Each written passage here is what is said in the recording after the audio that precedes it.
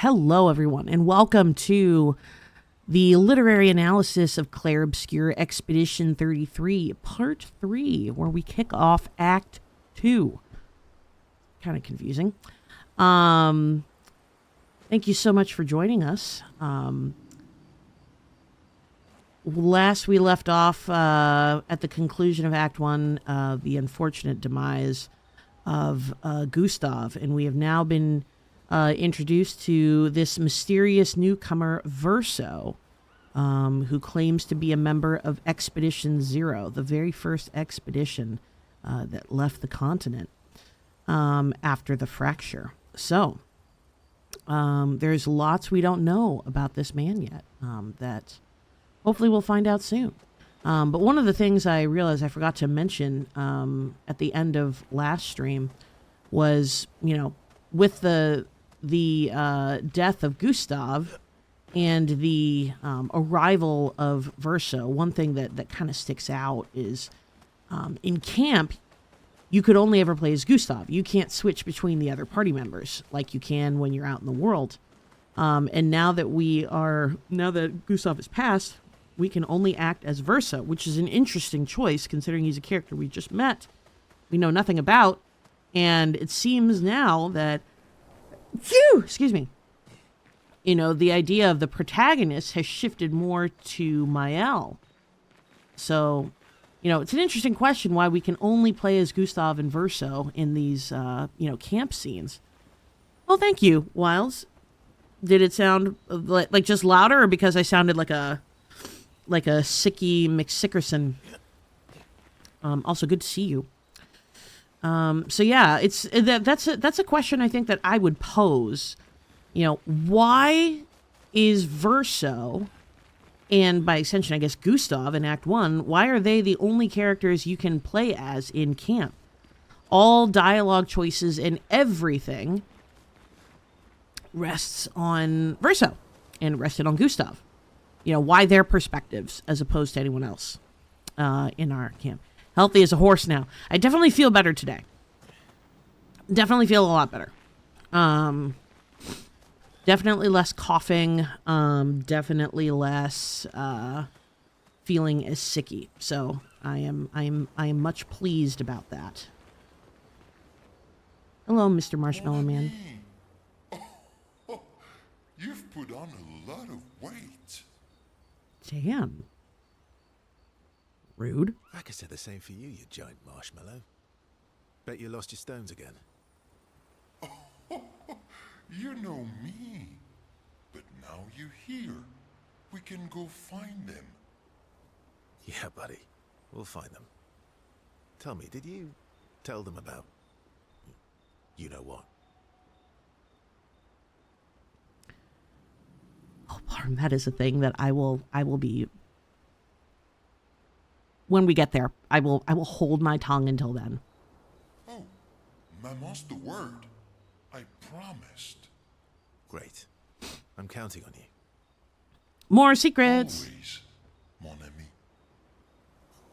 Do you want to spend time with SK? Of fucking course.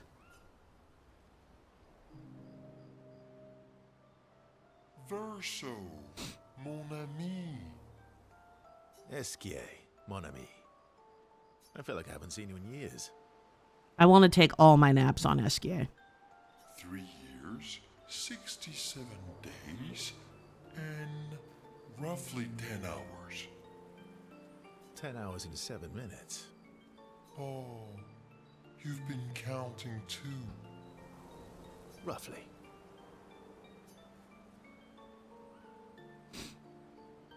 Did Francois finally move out and get his own cave? Francois would miss me too much. 7? He hates napping alone. Honestly, same. If you're here, then isn't he napping alone? Oh, he must miss me so much right now. Poor Franfran. Poor Franfran. I'm sure he'll survive. Yes, yes, yes. So how did these expeditioners convince you to leave your cave? They're all so nice. Well, the super nice one died, but the others are cool too. You can make some friends too. It's been a long time since you made new human friends. You know what I think about friendships with expeditioners. Losing a rock is better than never having a rock. Ask me how I know. Debatable. We're going to have plenty of conversations about Esquier here, but one of the things we're told very early when we meet Esquier, Esquier likes to talk in riddles. He's not really talking in riddles. He's using, figures of speech. He's basically proverbial. And that's more which is an interesting trait for him to have as the character who is very clearly supposed to be our comedic relief. In a game that desperately needs some relief since there are so many moments of intensity and sadness. So, speaking in these sort of cryptic phrases, but also kind of well-known in a sense. So losing a rock is better than never having a rock is kind of it's better to have loved and lost than never loved at all. So he says things with intention, but, it does make you wonder, for a character that is supposed to provide us with relief, with comedic relief, with, wholesome relief, why does he do the same thing in speaking in these phrases that, are subjective and can be left up to interpretation? That is true too. And, that's such a good point. So for those that are not reading chat, the Wild says it's a refusal to provide exposition. Why would two characters who know all of these things say any of it out loud? That's true. They already know everything that there is to know. And we are just an ear listening in. We're not an omniscient player. You know what I mean? It's basically as if we're just sitting there and listening in on these conversations. We know about as much as Mael and Ciel and Lune do. And that's by design. And it's also a really good, it's also a show of really good dialogue. It's very realistic dialogue. And it's basically the entire game is like this. I hope we won't lose them like the others.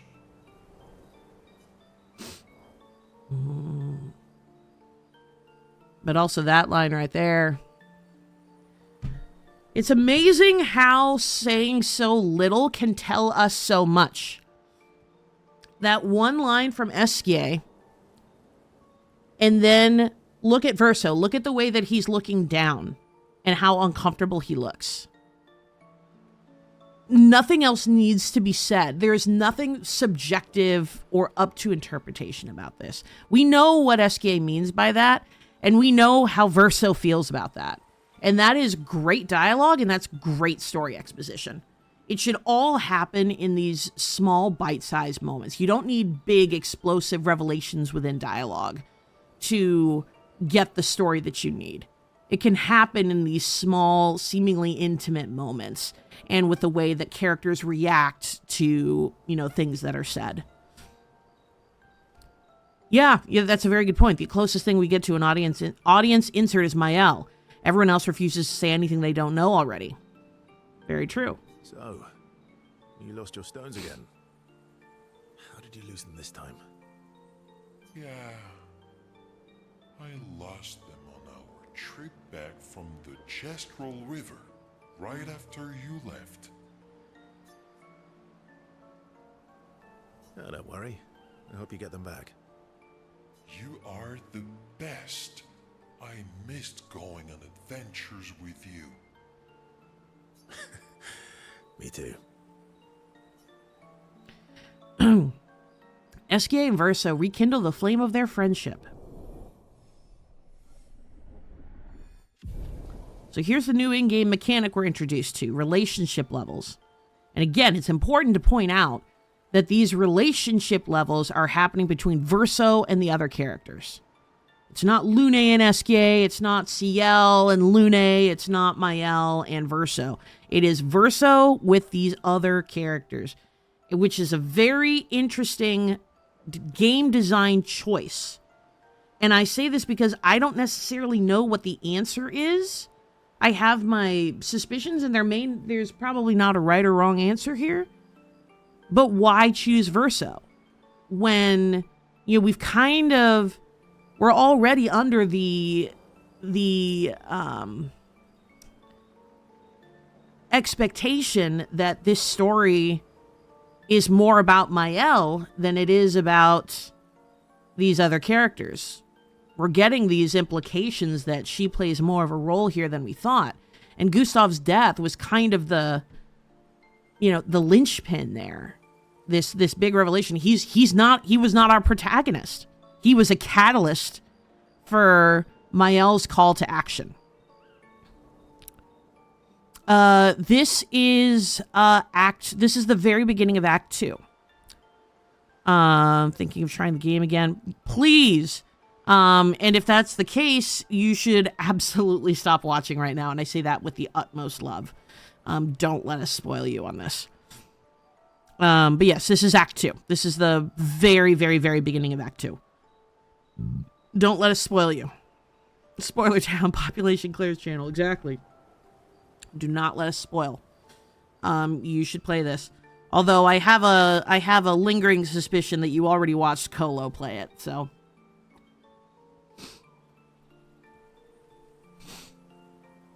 Because I watched Colo play it. Adventure. Okay. I don't think I can talk to them. Nope.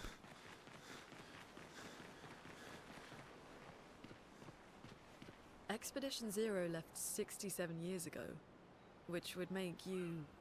About 100. Yeah. Tell me about the fracture.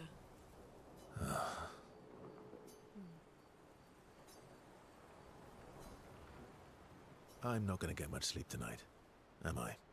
Mm-hmm.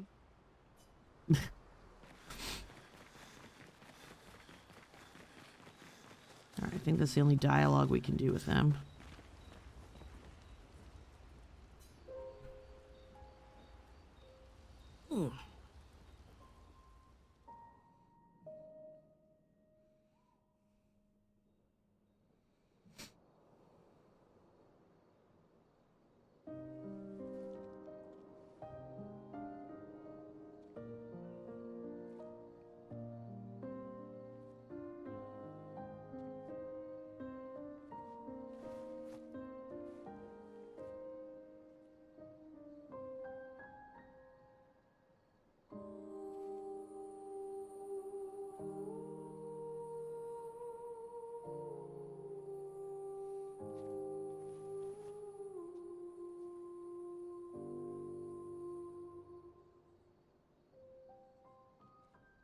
Back to the throwing the rocks at an unattainable target. This hope of trying to have some sort of action. This ability to make a difference when you feel helpless. And now she's doing it without Gustav. I'm really sorry I didn't arrive sooner.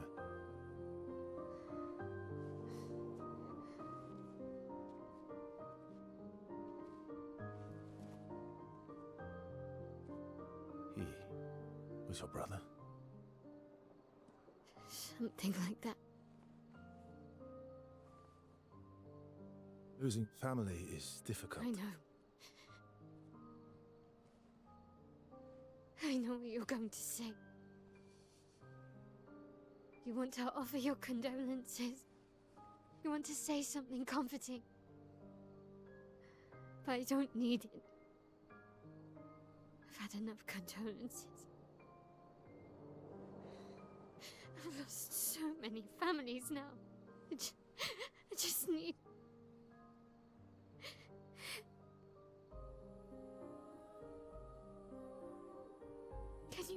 go. She's within her right.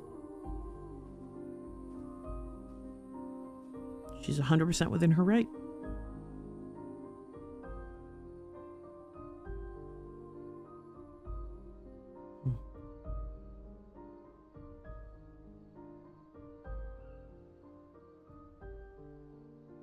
Good call.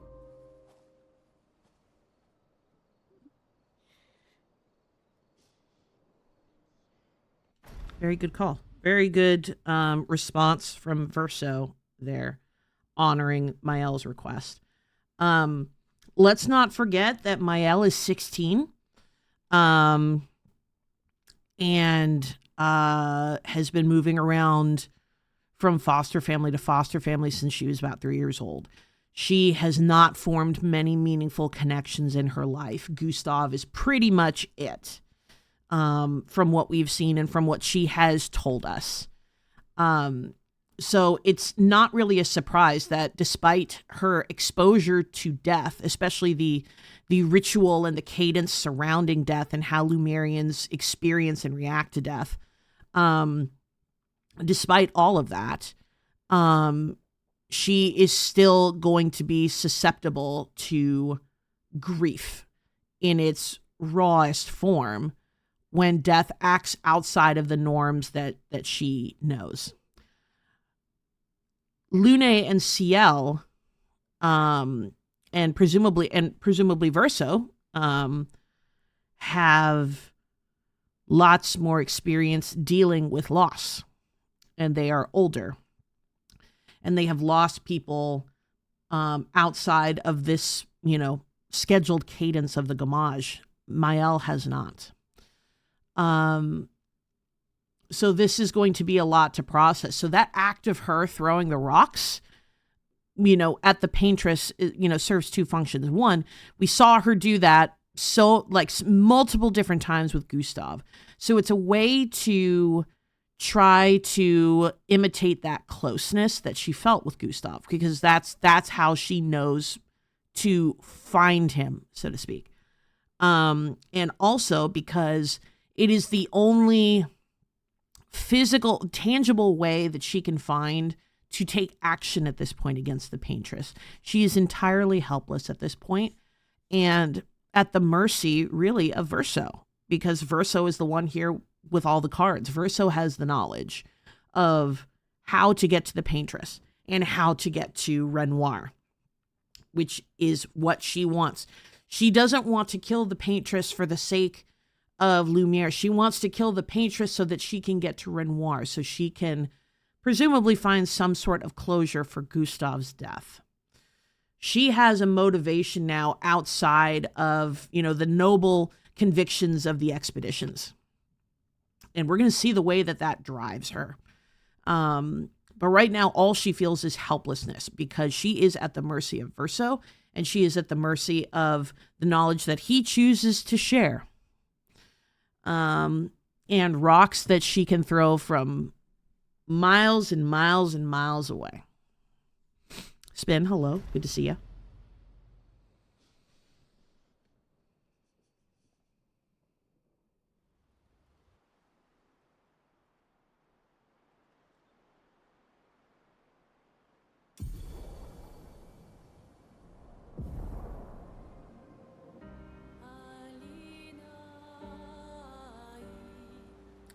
Swim. All right.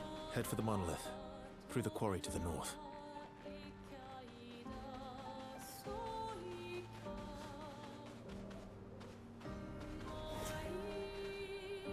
We will float. Time for a swim.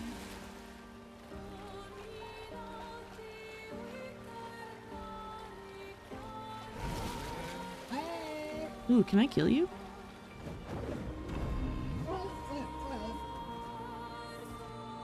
I guess not from here. Everyone okay?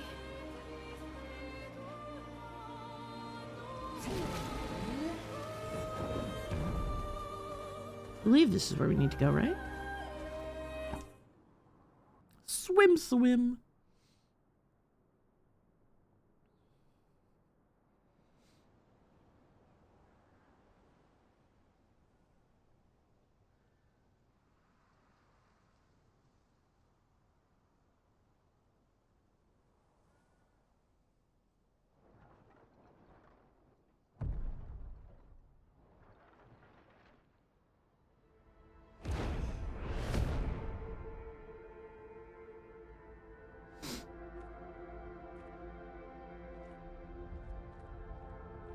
You'll get used to them. We're going to see a lot more. If we hurry, we can cross before nightfall.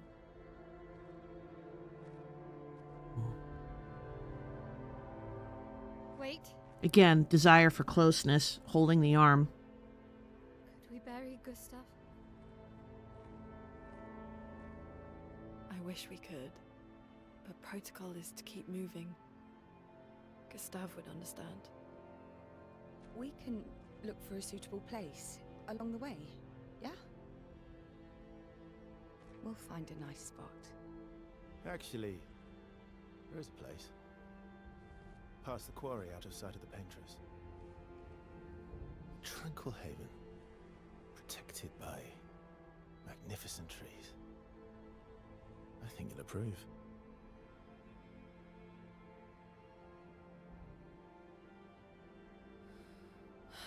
Lead the way.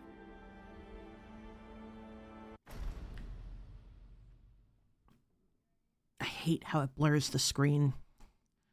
But that, the body language in this scene is so important. Body language does a lot in conveying, does just as much in conveying story as dialogue or, setting, description. And so there's numerous ways to talk about that here. The first thing, we land on this place called the Forgotten Battlefield, and the first thing we are seeing is mounds of bodies. And it actually reminds me a little bit of photos from events like the Civil War. Gettysburg comes to mind. World War I, kind of the no man's lands outside the trenches littered with bodies, or the Holocaust, and uncovering the liberation of the camps and the amount of bodies that were seen there. I would not be surprised at all if these scenes we're seeing of the Forgotten Battlefield were inspired by those scenes, because they depict the same level of immense destruction in the hope of victory. And, what was ultimately a victory for the good guys in these campaigns, Civil War, World War I, World War II, they came at a very, very, very heavy cost. And right now what we're seeing is that cost of the expeditions with no victory. And the sort of nonchalantness of Verso saying, better get used to it, there's a lot more of these, is staggering and telling. So that's the first thing I'd say. And we'll talk a little bit more about that as, we're walking through the battlefield, because there's a lot in terms that, the setting tells us about what happened without explicitly conveying it to us. So we will talk about that. But the other thing that I want to mention here is the body language of Mael and Verso. Mael is clutching Gustav's arm, this one remnant that she has of him. This one physical, reminder of him, of his personhood. And she clutches it, as if like one would clutch an infant, something that you're both as to protect it and as a source of comfort. And she's asking for something pretty, it's not a huge ask. Can we bury Gustav? Presumably this arm, which she is now taken to personifying as Gustav, since that's all she has. Lune, of course, answers kind of how we would expect. She's very mission driven. The mission is the priority. And that is because thinking about anything else is going to cause Lune to think inward. It's going to cause her to channel emotions. And that's not something that she's strong with. CL is much more of an empath. She's much more, we can do that. Verso is clearly trying to meet Mael where she's at. And that's why he gets on his knee to address her. In a form of submission. He's not speaking to her as a, let me lead the way sort of thing. He's speaking as her as in a way of, I want you to lead here. Here is an option I am presenting to you, and you can tell me how you want to move forward with this. He's giving her agency at a moment when she desperately needs it because she doesn't have any. She's just lost someone that she cared about. The person she loved the most just died very violently right in front of her, and there was nothing she could do. Agency is something she desperately needs. And Verso provides that in a way with the way that he offers this up as a choice to Mael and gets down on his knee to meet her where she's at. Because she is so low, he meets her there. It's really, really, really well done body language.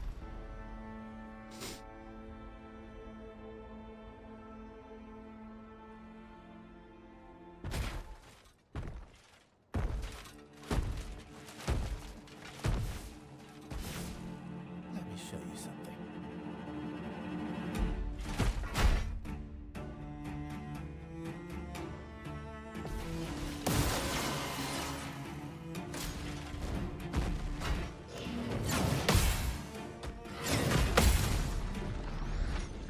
Bye, bitch. Any other tricks we should know? One thing at a time.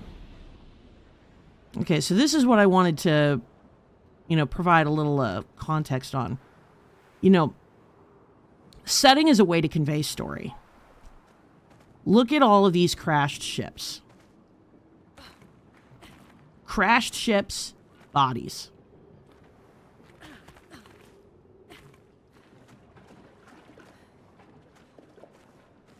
Crashed ships and bodies. So many bodies that they are basically, almost like merged together.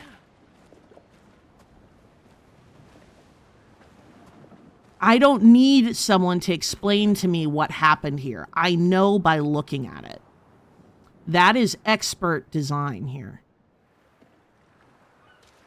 When the world itself can tell you what happened and you don't need to ask. You don't need it to be spoon-fed to you.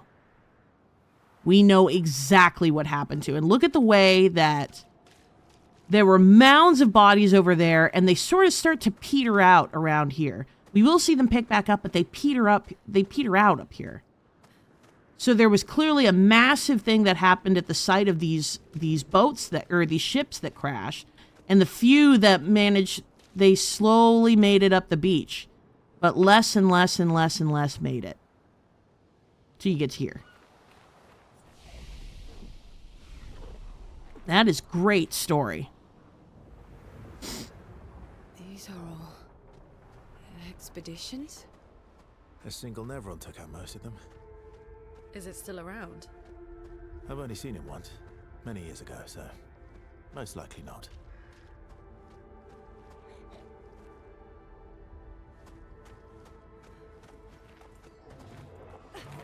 All right, we're going to skip most of these engagements.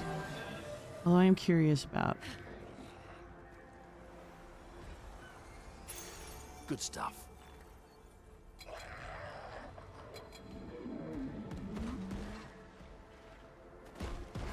Oops. Well, guess we're fighting that one.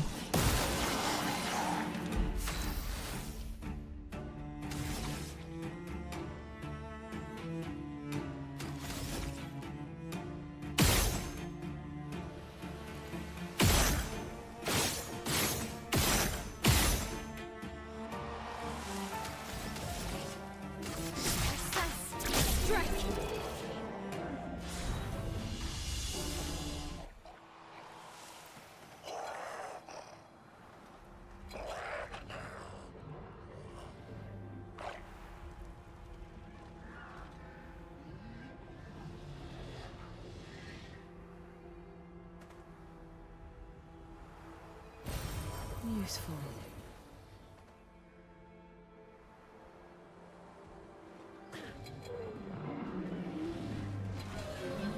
lot of dead things around here.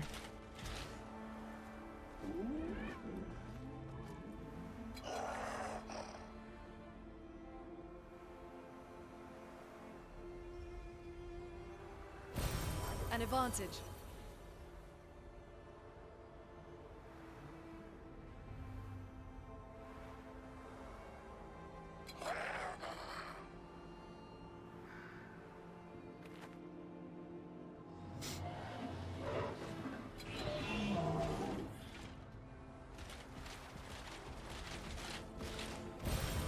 Useful.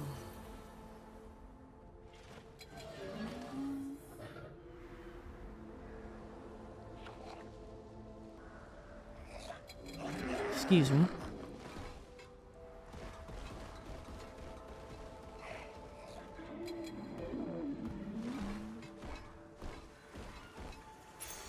What have we here?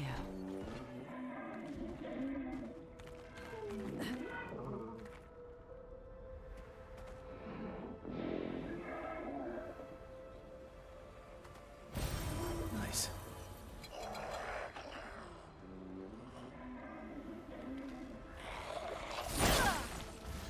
Oops. Blades sharp.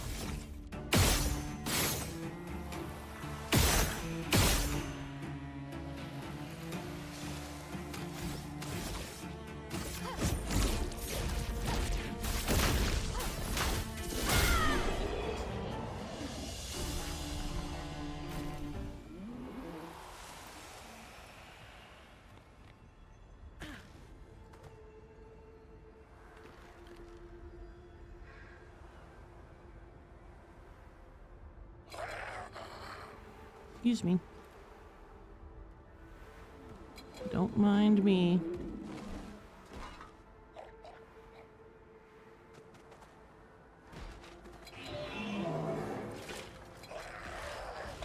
Oh, here we go. I was just going the wrong way.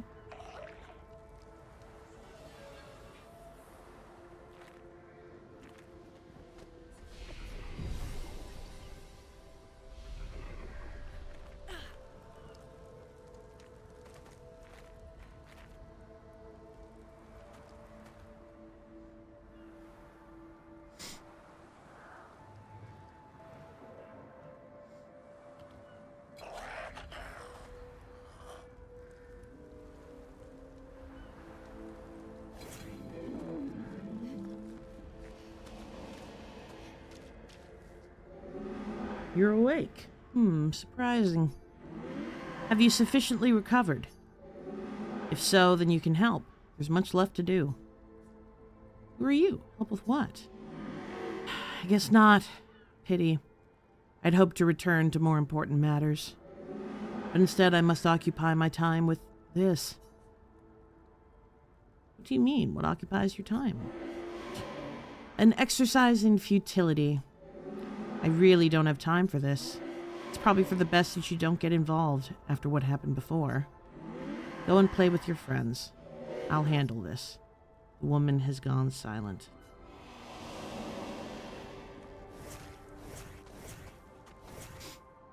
Looks like we passed the danger zone. And no sign of your special Nevron. Oh, I guess we're lucky.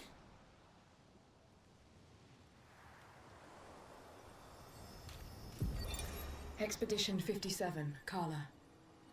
These siege engines seemed much more powerful in Lumiere. But on this battlefield, next to all these broken bodies, staring at the true size of the monolith, I feel despair. I dare not show my true feelings. As commander, I cannot yield to fear, but I can't help but wonder, is pressing forward the correct course of action? Our lives are forfeit anyway, but is there perhaps a better way to spend such precious coin?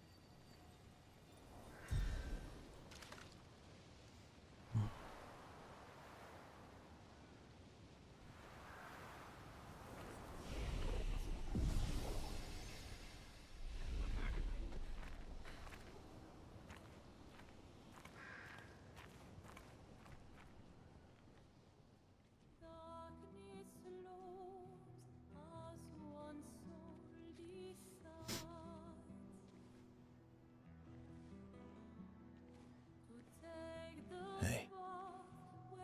You holding up?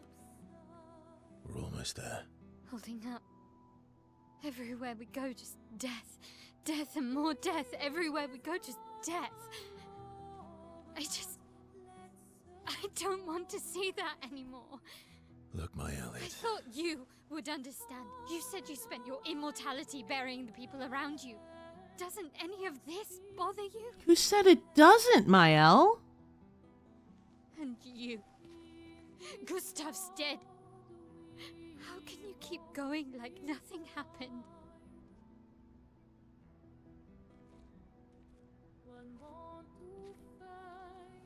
We need to continue. Why do Mael. You know what we must do. When one falls,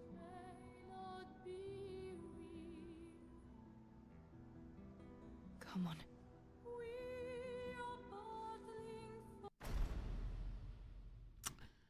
So that was kind of the breakdown moment.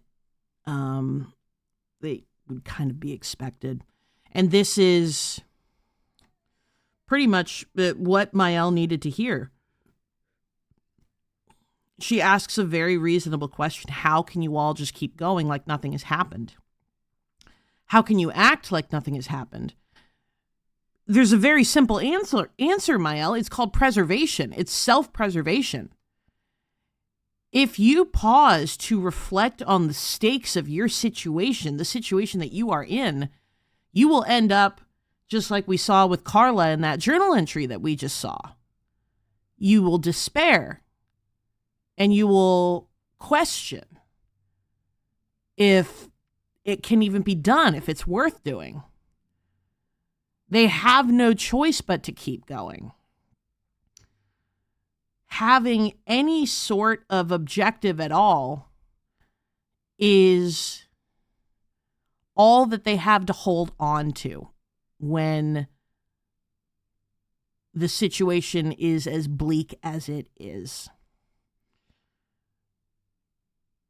So without really saying it, they sort of do by saying when one falls, we continue. That is to say, when one falls, we keep going, because if we don't, we will not be able to survive. We will either be consumed by the world around us or we will self-destruct. So how do we keep going? Because we need to preserve our sanity. We have to preserve ourselves. They all know that. Mael does not.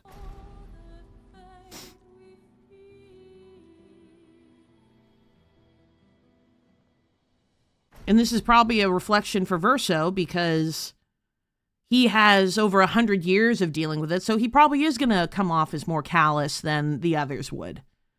He's got a century of dealing with loss under his belt. He's probably going to be more used to it than you would expect. Because there's nothing else. What else can he do? At one point, you are going to become a shell of the person that you were when you lose enough people. You have to harden your heart at some point. And it's clear that he has, but it also is clear that by his body language here and the way that he looks down, even when Mael was saying that to him, he's aware how this comes off. He's still self-aware enough to know that, this isn't normal for me to be acting this way around this much death. But he only knows that because he's exposed to other people who do not have the same level of experience as he does.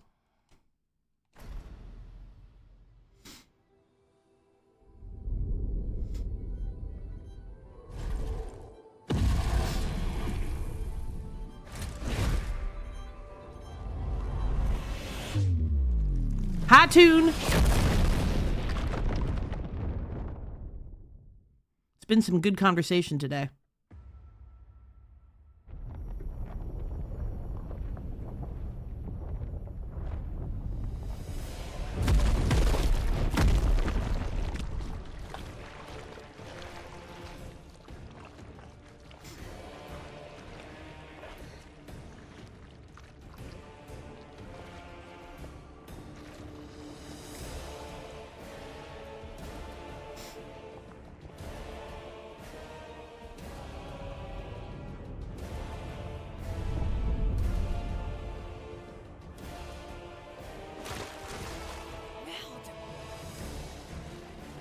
hurt? I'm fine. I'm fine, she lied. Setting as exposition!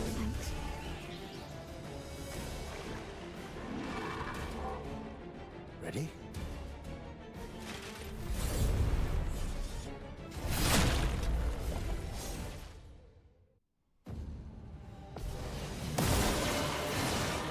Time to hit. Toon, I think it's because there's honestly not that much that happens in the very first camp interaction. The very first camp interaction is actually kind of brief.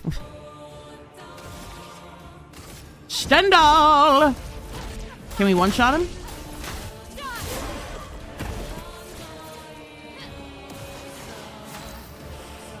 Oh my god, we almost one-shotted him.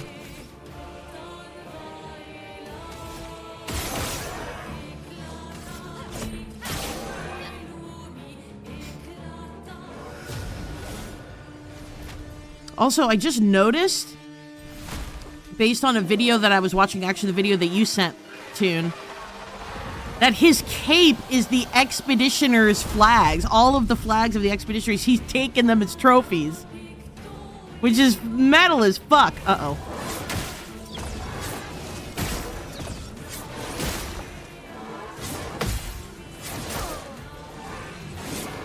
Ugh.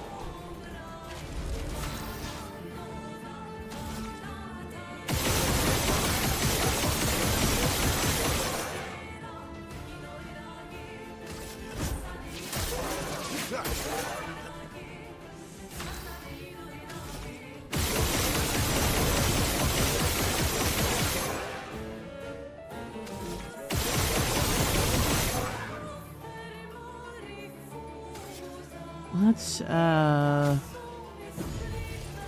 Sorry, you. failed. Don't apologize, baby girl. Yeah, I didn't either. And now the coup de grace. Meet your reckoning. Easy.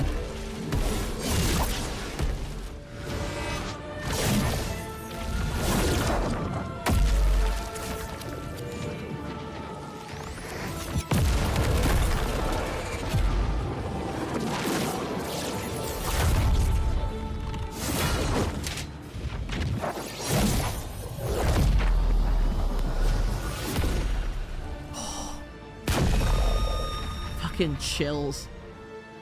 That fight is so cool.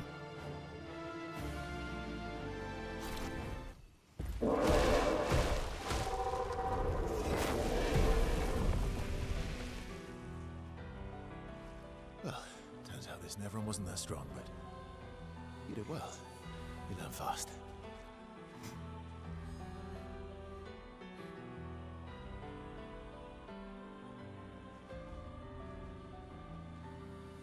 All this. This is what we're fighting for.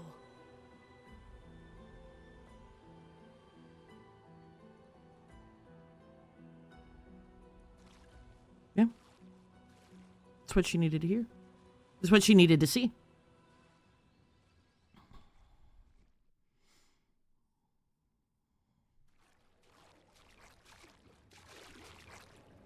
This scene will never... Like, this area will never not give me chills. Like... It is so horrifying in an almost beautiful way. Like, they remind me of, like, you know, Renaissance sculptures. The way that these expositioners are Renaissance sculptures, Renaissance paintings. Like, it kind of looks like the Last Judgment. You know what I mean? Like, look at this. If you really pause to look at how horrifying this is, there's something that I want to say that I won't.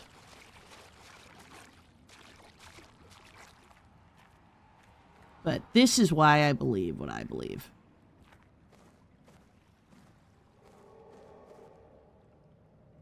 Look at the way that they died.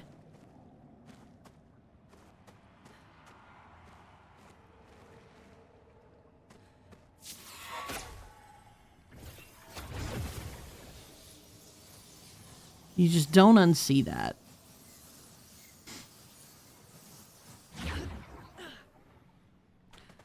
Okay.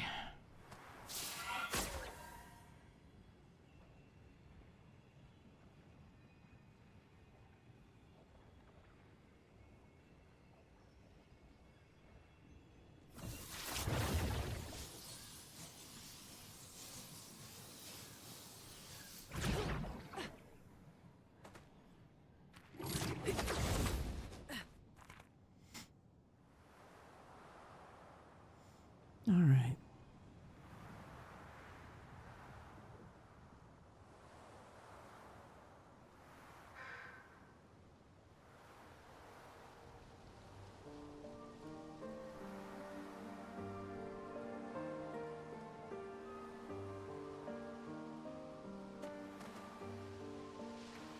Oh, so pretty.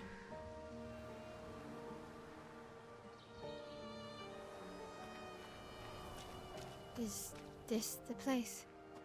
Yeah. We can bury your friend under this tree, if that's okay with you. Yeah, see, there it is. Giving Mael back her agency.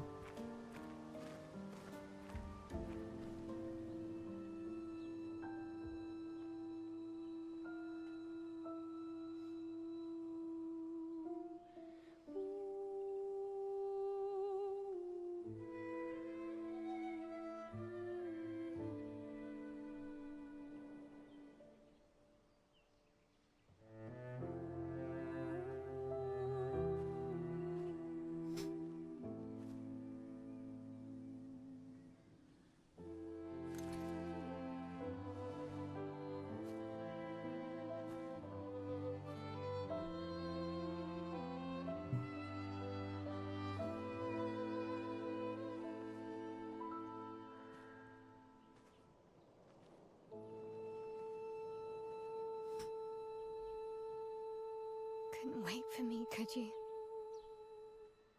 I wish we could. Rest easy, Gustav.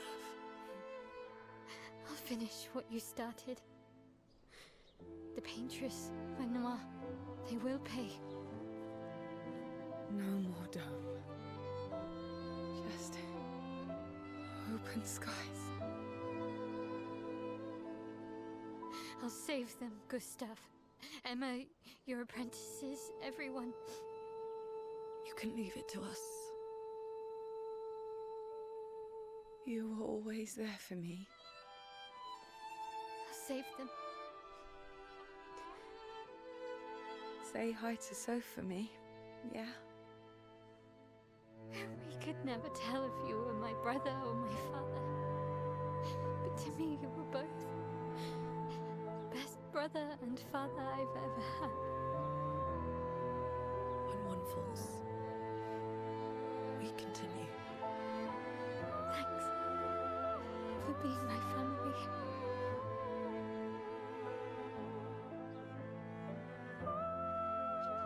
See you in the next life.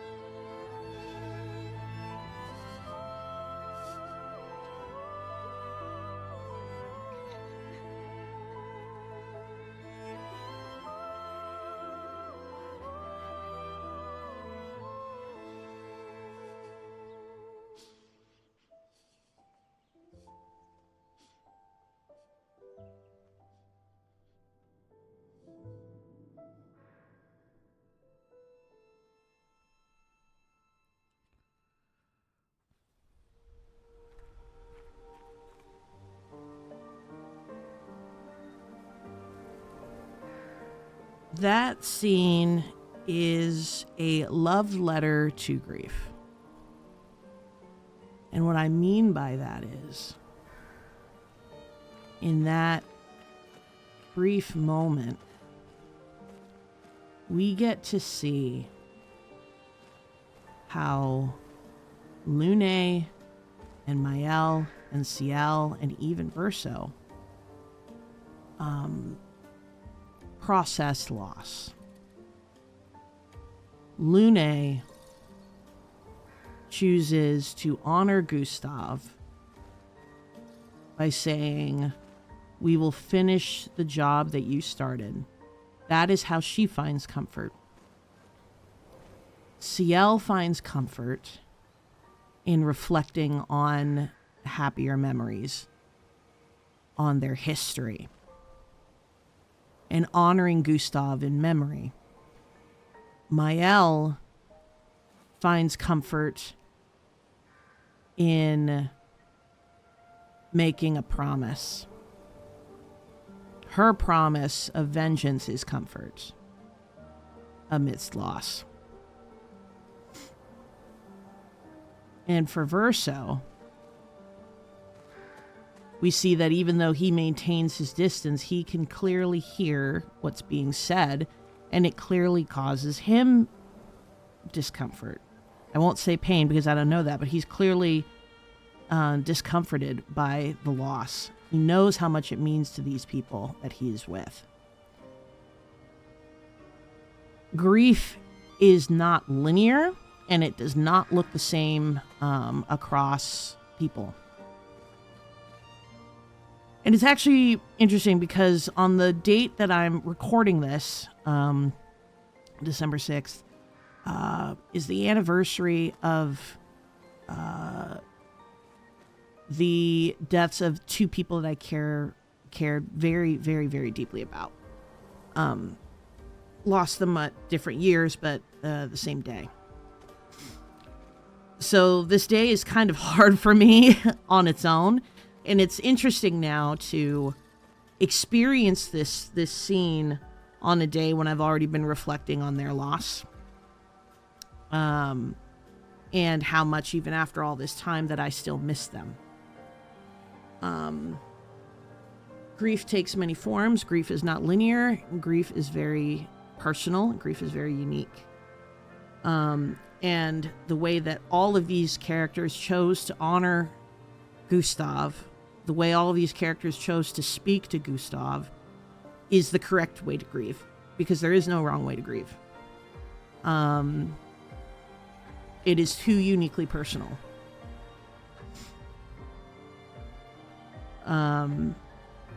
So I can respect that they chose this way to honor him.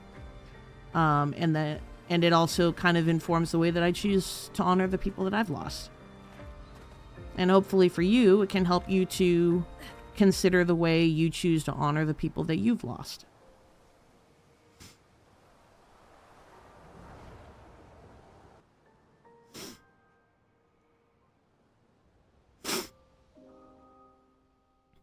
Back at camp. For about 2 hours. Then there's a big lake. We shouldn't go there at all. We should make a right, and then it's gonna take a few hours, and then we make a stop. We get some rest and some food. And then from there, we head north to Monoko Station. Why there? To recruit my oldest friend. We'll need the extra firepower, because our next goal will be to take down the Paintress' heart. Her heart? Yes. You can't just stroll up to the Paintress. The chroma there is far too dense. It erases anyone who gets close. But if we destroy her heart, the barrier will fall. Okay. So where is this heart? What does it look like? What it looks like, that I don't know. But I do know that it's somewhere in the center of old Lumiere. You found old Lumiere? Yes. So it's true. Before the fracture, our Lumiere was part of a larger city on the continent. I've traveled with many expeditions. I was with the 58th when we found old Lumiere. But Renoir erased them before we could get further. And I don't know much more. All right then. Let's go meet your friend at Monoko Station. And then we'll take the Paintress's heart.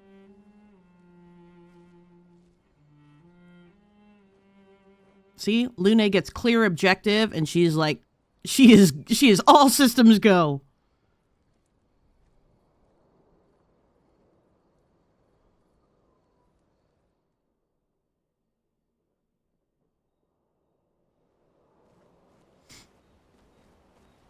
All right. Let's do some camp conversations. How far up the mountain is Minoko Station? Will we see snow? Not too high, but yeah. There's usually snow. Fantastic. Oh, right. There's no snow in Lumiere. No, only in books and paintings. It's almost as mythical as Gestrels. And just as fun. And sometimes just as deadly. Oh. Really? My husband was obsessed with the idea of snow. I can't wait to see some. She's so easily amused. It's so pure. That you will. JES. Verso approaches Ciel, who seems open to talking. You seem less stressed than the others. Is that your conclusion? After your extensive observation of our team? Yes. There must be better uses of your time than analysing our stress levels. Well, it's important to understand your teammates. Says the mysterious stranger who has yet to share much about himself. It is epic good, I agree. And consider this my attempt to be less mysterious. Oh, is that what this is? I'll trade Story you. for a story. A story for a story. Quite fair, I think. Well, there are stories, and then there are stories. You first, then. Something unusual, then? Strange wonders and mysteries? A bit impersonal, hmm? Not really how you get to know each other. I don't think that's worthy of a trade. No. Tell me something dark and melancholy and personal. So this is the way that the game is choosing to reveal character backstories. So it's a mechanical choice, it's a narrative choice, and it's also going to tell us a lot about the characters themselves based on the way they choose to respond to this. We'll learn a lot about, we're already learning a lot about Ciel in this exchange and her level of curiosity and coyness. Ooh, going straight for the heavy stuff, huh? And with Verso, the way that he deflects. If we're going to share, let's share. Story for a story, right? We'll see. Verso and Ciel spend the next few minutes arguing whether Ciel should also share. Ciel continues to tease Verso, who remains evasive. Verso and Ciel's relationship grows a little bit. So there is a coyness and an evasiveness by both of them. But also enough curiosity that they're continuing to engage. Do we get any more from you? Not too high. Oh, right. No. And just as fun. Oh, my husband. Okay, that's all we get from her. Your oldest friend? Yes. Gustav would have loved that. Oh, I shouldn't skip this dialogue. Why? Because he liked Gestrels. Because he liked the idea of friendships that could last decades. Oh, it's sad. We don't get to enjoy such long friendships in Lumiere.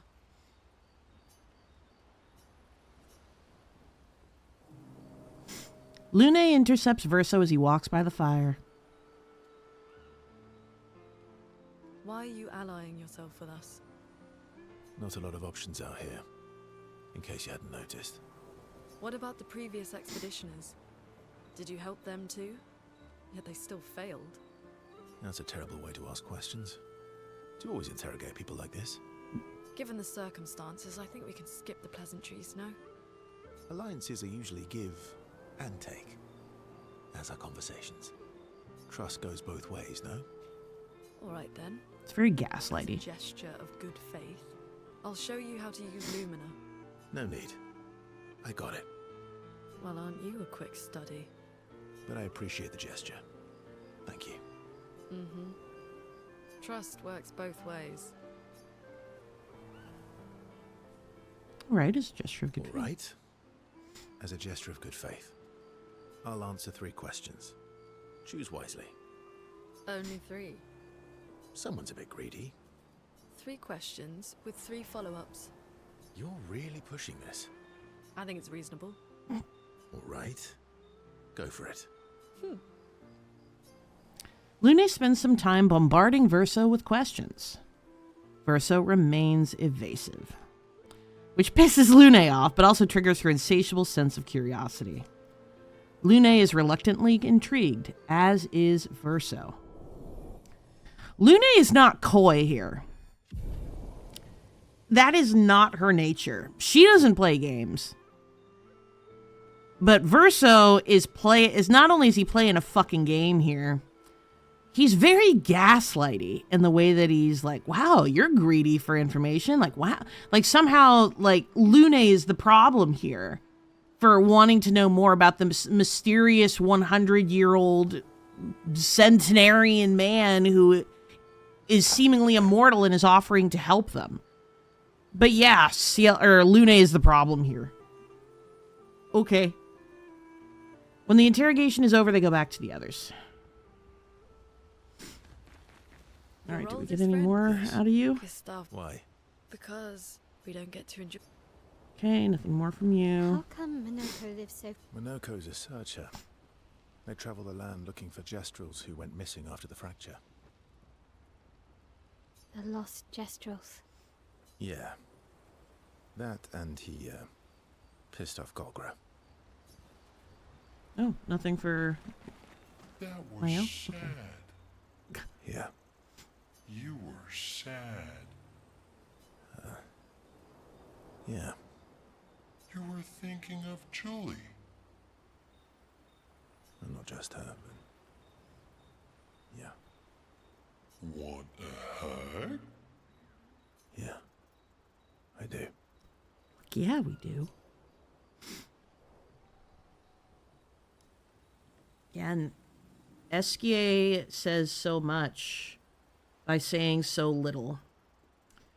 And like Wilds mentioned earlier, Verso and Esquier are in on the secret. So their conversations are going to reflect that they're in on the secret, which is that they don't need to say the secret out loud. They already fucking know what it is. We're the ones who lack context, so these conversations are going to be even more infuriating because we just want to know more. We've gotten now these we're still getting these little tidbits about Verso. That he's lost a lot of people, but why would Esquier mention specifically Julie to someone who is over 100 years old? So, context matters. And the little bits of knowledge that we glean also very much matter. Of course I want to spend time with Esquier. Jesus Christ. She reminds me of someone. Who? Well. Have I met her before? Well, you also thought you knew CL. Oh, but I do. Wait, don't I? You're the one who says all humans seem the same to you. Oh well, that's because you're all cousins. Same, but different. Right, so, maybe it's that. Yes. Ah, just like Verso is Verso's cousin. Mael is Mael's cousin. Yes, that's it. You're so very wise.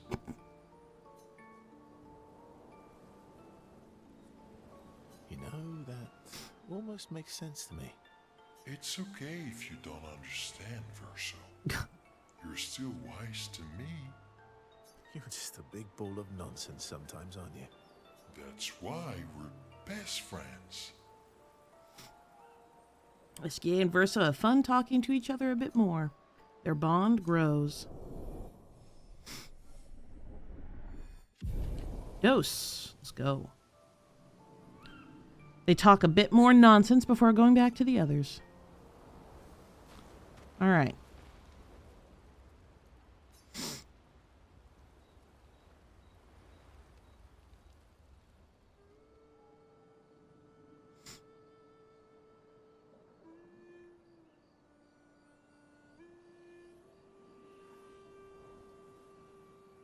What are you working on?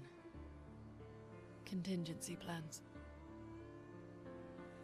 If we fail, Expedition 32 will need every bit of information we have. Right, but how are you going to get it to them? I asked the Gestrals for help. Smart.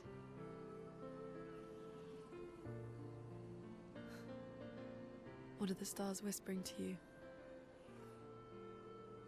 Actually, I'm the one whispering to them.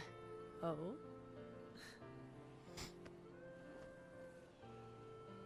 It's something my dad and I used to do.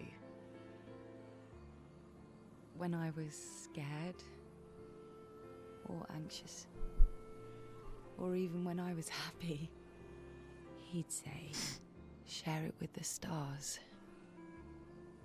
When it's hard to talk about things, the stars will understand.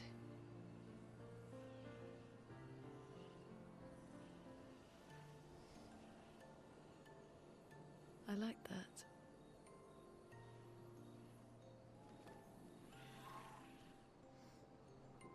I talked to the stars a lot after he was gone.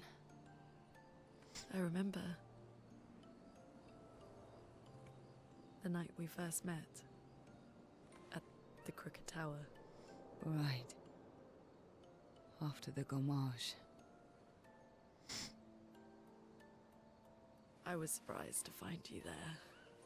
I thought I was the only one who knew about that room. I had to get away from the harbour. And those damn petals everywhere. So I climbed up.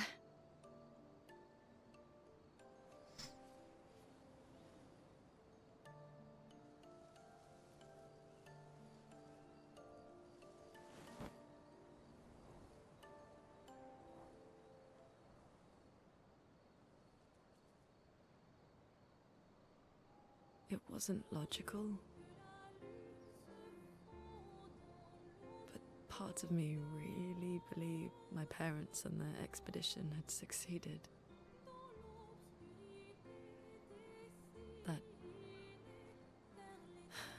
That they'd stopped her. Then the pain just woke.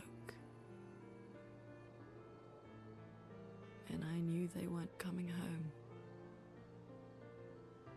You know, it meant a lot to me. The comfort we shared that day. But you avoided me after. Why? They are so gay. They're so gay. It wasn't personal. I cut a lot of people out of my life. Okay, not personal.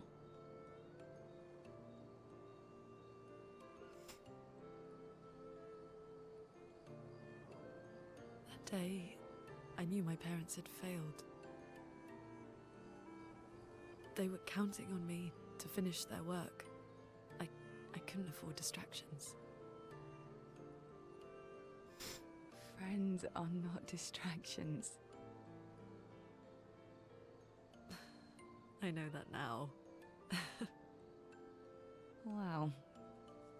We're in the middle of nowhere with 1 year left to live. What better time to build friendships? I could use some wine, though. Fucking kiss! Making friends is thirsty work.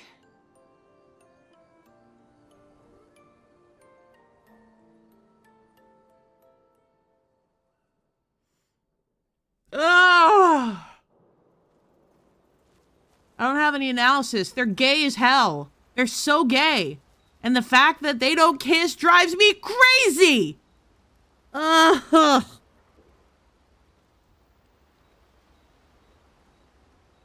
I don't think there's anything I can say about that scene that I haven't really... Gal pals. Yeah, friends. They were great roommates. I don't think there's anything I could say about that scene that I haven't already said in some capacity. But again, it really drives home how much CL is the empath and Lune is the, you know, the workaholic. Her work gives her purpose. Failure is such an uncomfortable concept for her that she needs to work to stifle that voice in her head that failure is a possibility. And knowing that her parents failed is such an unbearable truth for her that she has to hide behind it with her own work. She has to find a way to atone for the mistakes of her parents. She feels responsible for that. And that's likely because her parents made her feel responsible for that. CL grew up with parents that were very forward thinking in terms of, hey, if you have feelings, share them, be upfront about it, which is honestly quite healthy and has made her much healthier in terms of how honest she is with how she's feeling and being able to confront Lune with like, hey, we shared a moment together after that gamage where we knew both of our parents had died. And it was clearly something special and important for both of them. Ugh! And Lune believing that is a distraction is likely something that was taught to her as opposed to just, you know, a personality flaw. Oh God, I know. There's probably so many good fanfics.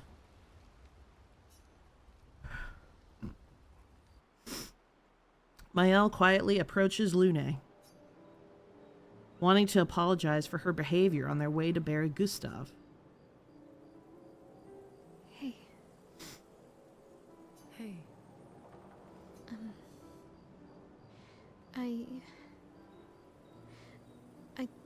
I didn't mean... It's fine. I just... I miss him too. It's... The pain we feel every time we lose someone. I've tried many ways of dealing with it. Running from it. There it is. Sitting with it. There it is. Compartmentalizing it. There it fucking is. There it is. But what I needed was to use it. To use everything. Lune turns her grief into action. And that can be jarring for a lot of people. But that is the only way Lune has found comfort with the immense amount of loss that she experiences. And like I said earlier, there is no wrong way to grieve. There are ways that you can grieve that maybe is going to make someone else who doesn't grieve that way uncomfortable, but it doesn't make it wrong, as long as you're not hurting anybody. So, Use turning her grief into action, into something tangible, makes a lot of sense for someone that carries the burden of expectation that was given to her by her parents. She feels like she has a responsibility to complete this mission because her parents were not successful and because the other expeditions were not successful, and she carries that burden. She has taken on the burden of grief of Lumiere and put it on her own shoulders. What do you mean?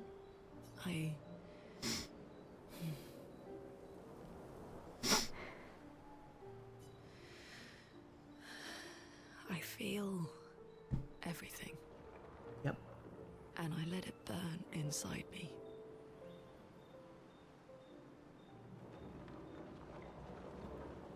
Yep, she stokes it. Tired. when I feel hopeless, when I want to just let it all go. Lune's a fucking queen. She's a badass, but Lord, that burden of expectation will destroy you. I use the pain. I use the fear, the shame, There it the is. guilt, the anger. I use it all to keep going. To make sure I continue. Because that is what she was taught to do. It's the only way that she knows how to curb grief, by moving forward. By continuing to move the carrot in front of her. As long as there is something to achieve, and as long as she's standing, then she can keep going. Lune, I can almost feel them beside me.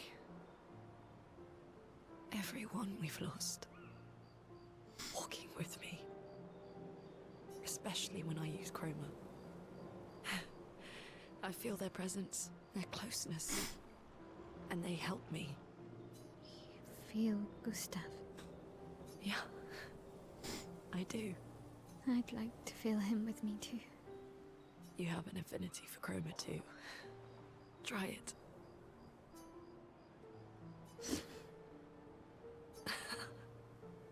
We haven't seen much of Lune and Mael interacting together, and I think it's because, if I had to make a guess here, a subjective guess, Mael makes Lune uncomfortable.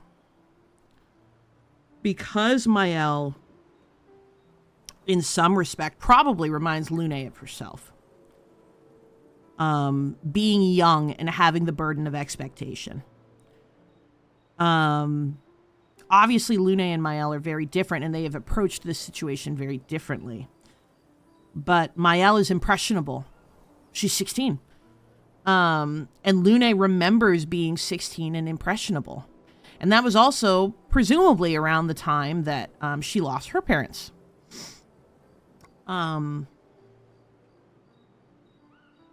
So it's not really a surprise to me that Lune kind of puts, you know, a boundary between herself and Mael up until this moment. Because confronting those feelings is very painful. And Lune doesn't confront feelings. She channels them into something that she can use. So this entire conversation is clearly very painful for her. She's being very vulnerable. This is the most vulnerable we've seen her to this point. And it is clear that Lune doesn't like doing it. But she cares enough about Mael, and she sees enough of the pain Mael is in to understand that it is important that she share this part of herself with her. How do you always know what to do? I don't. Fucking same, Lune. Want to know a secret? I have no idea what I'm doing. And I don't think anyone else does either. Fucking same. Really? We don't know what we're doing, Mael. Don't tell anyone else I said that. We're all riding by the seat of our pants, Mael. It's all a lie. Mael and Lune spend more time together in a moment that was special for both of them. How far up the mountain? Not too high, but all right. No. And just as Oh, my husband.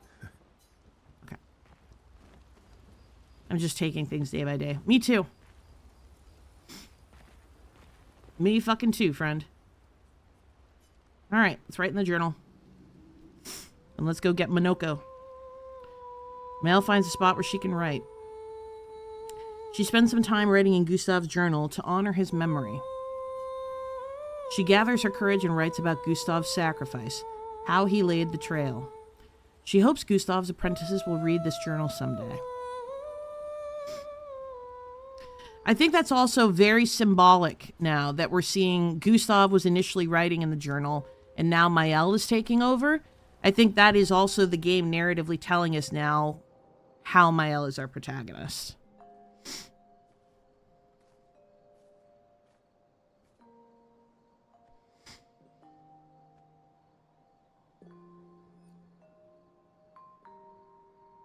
Thanks. It really was a beautiful place. Glad you liked it. We've buried friends there too. You were right about condolences. We offered them because we don't know what else to say, but there's no comfort there. No. All we can do is carry them with us. I guess.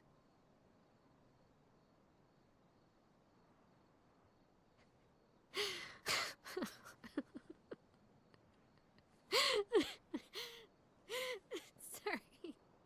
It's just wet. Drowning in our own sadness.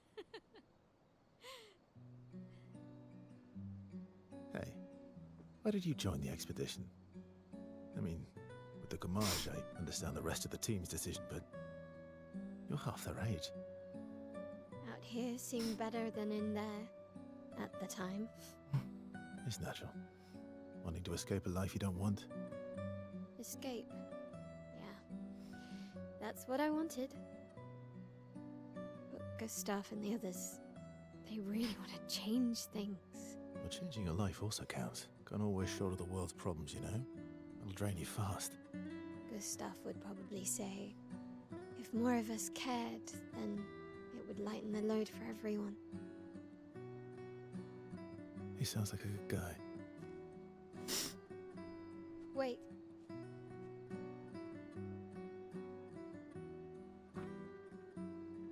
I kept Gustav's, so you can have mine. You'll need one if you want to be an official member of our merry crew. I gotta say, I didn't take you for an official kind of person.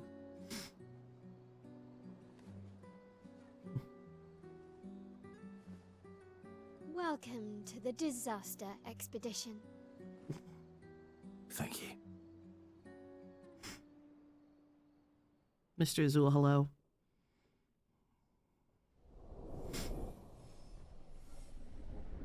All right, we're breaking through to Mael.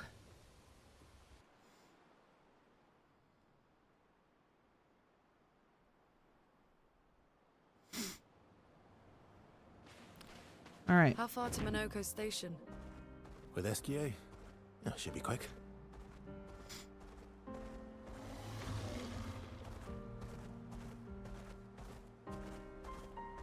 It's right here, isn't it? Yeah, we're right on the way. Minoko Station is to the north. Not far from here. Oh, Lost Gestural, hello. Oh, nous sommes la ville.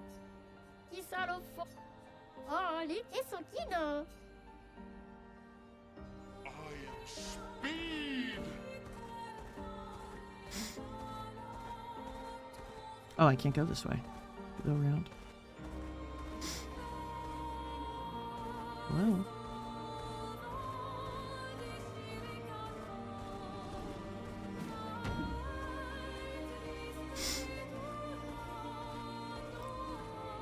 Out there back from Italy. Ooh, yeah?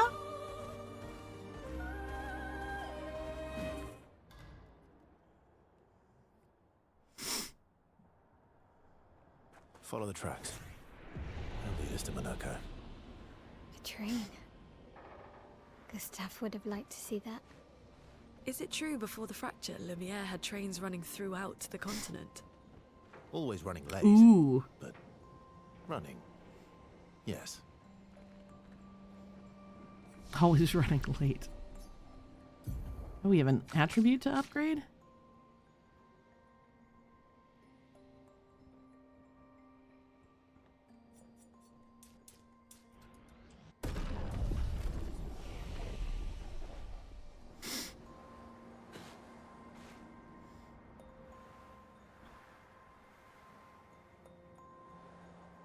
Here we are. Minoko Station. Is that a Grundis? I knew it! They're real too!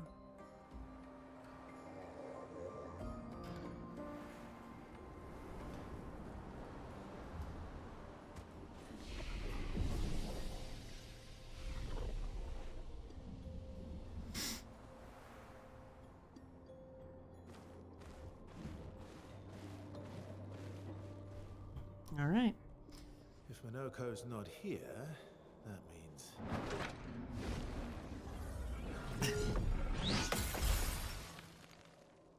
slow as ever. Mon Dieu. It has his outfit on him. Whoops. Sharp as ever. I approve. Obscur, did Verso pull you into another adventure? Momo. New friends. You speak our language. He had a lot of time to kill, so I taught him. Ladies, could I interest you in a duel? Definitely a gestural. No point trying to talk until we've calmed Minoko down with a relaxing fight. Be careful though. Minoko's fighting style is a bit peculiar.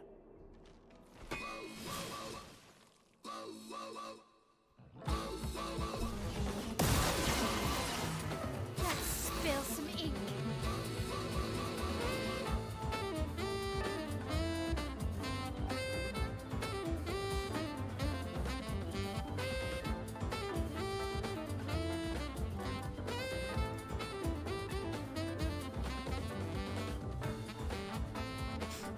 I don't even want to fight him. I just want to dance.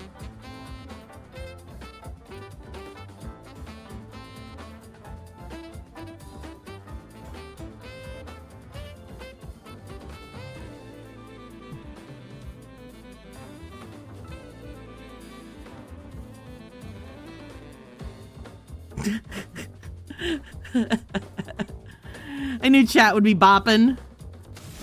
Oops. There we go, chat.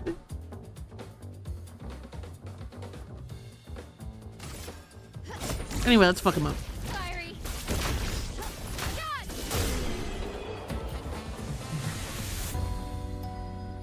Even this part of it is so good. Like, this like quiet, like sexy sax.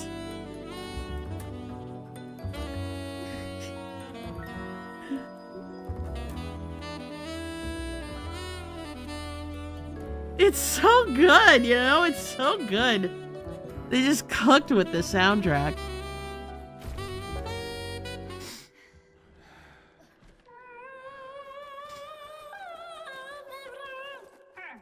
No distraction, son. I'm really busy beating up strangers. Noko, what are you doing here? Even with Escape, you're still too slow. No Man with the said- weird arm.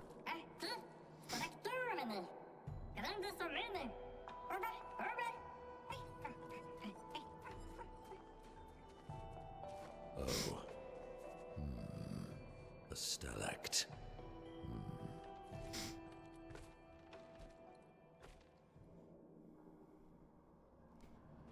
Do I have...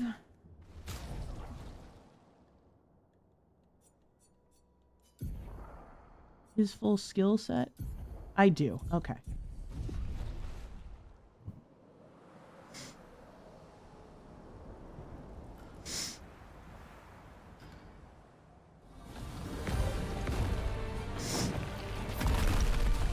I had to re-unlock all of Verso's skills off stream, which was weird.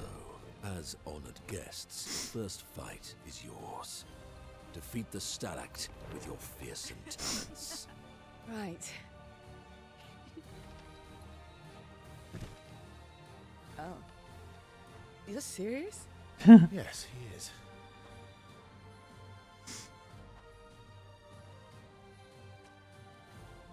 You little coward.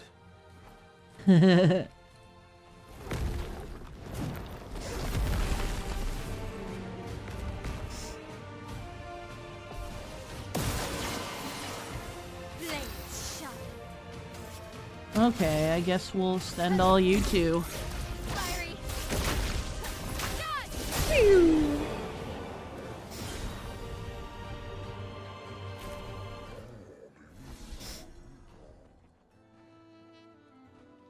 You found worthy friends, Verso. Jealous?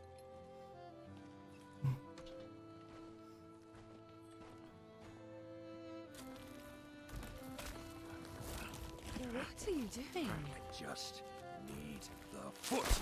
Aha!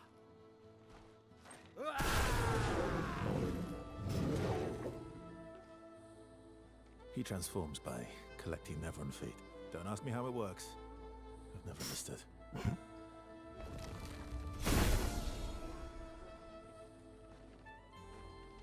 Now that we've had some good battles to warm the spirits, to what do we owe the pleasure of your company? We're heading for old Lumiere. Okay, bye. Hey, come on. Hey, look. I know we've failed before, but look, you doofus. Don't you recognize her? Of course I do. Then you know what that means. This is our shot. It might be our only shot. This is your only shot. Out of the question. I will never join you again. There will be a lot of fighting, though. Oh yeah, that's true. Yeah, it's true. There will be a lot of fighting. Exactly. Count me in then. Good. Good. Good. Good. Yes, good. Noko's coming too. Oh, you are? Not a lot of merchants go to Old Lumiere. There will be tons of rare shiny treasures, and I will be the undisputed top merchant in the world. As a responsible parent, this is a superb idea. Let us go to Old Lumiere.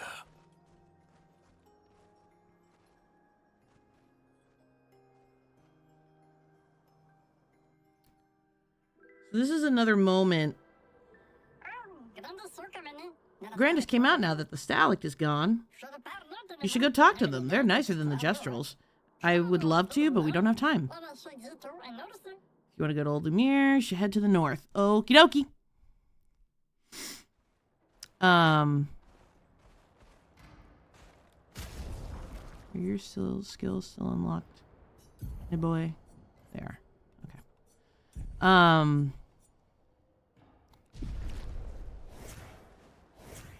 So what I would say about Minoko and his, again, we just had another moment of we now know Minoko is in on whatever the big secret is, you know what I mean? Minoko knows whatever it is that Verso knows. So we're getting, this is more of that, one or two, one step forward in the knowledge department and 2 steps back. Like, oh, we've learned more, but now we have even more questions. Why does Minoko know? And why is he so fearful about joining us? Why does he not want to? Why is he so resistant? What does he have to lose? Because people who say no to things like that have something to lose. Welcome, my friends, to Old Lumiere. Is anyone still here? Just Neverons. So this is where our piece of Lumiere used to be. Before the fracture ripped apart the world and threw us into the sea. We're lucky it did. That's probably the only reason we survived. The heart of the Paintress is in the center. Let's go. All right.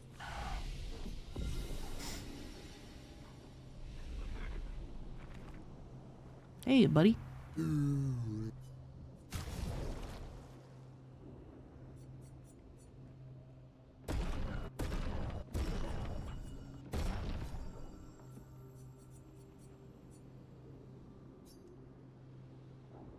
Sure, we'll fight you.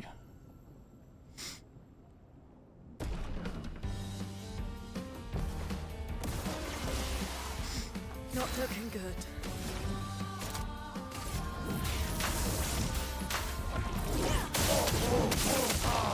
Let's push forward.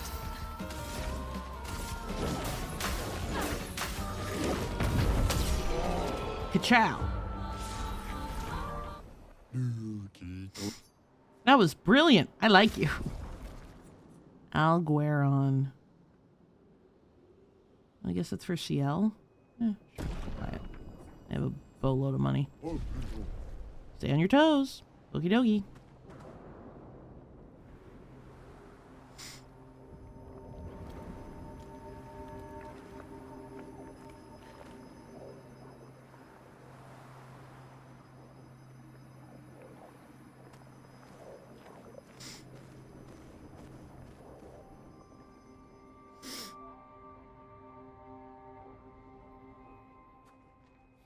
or need a way forward. The heart is in the center of the city. All right? Show off a bit, Minoko. Just admit you can't do it yourself.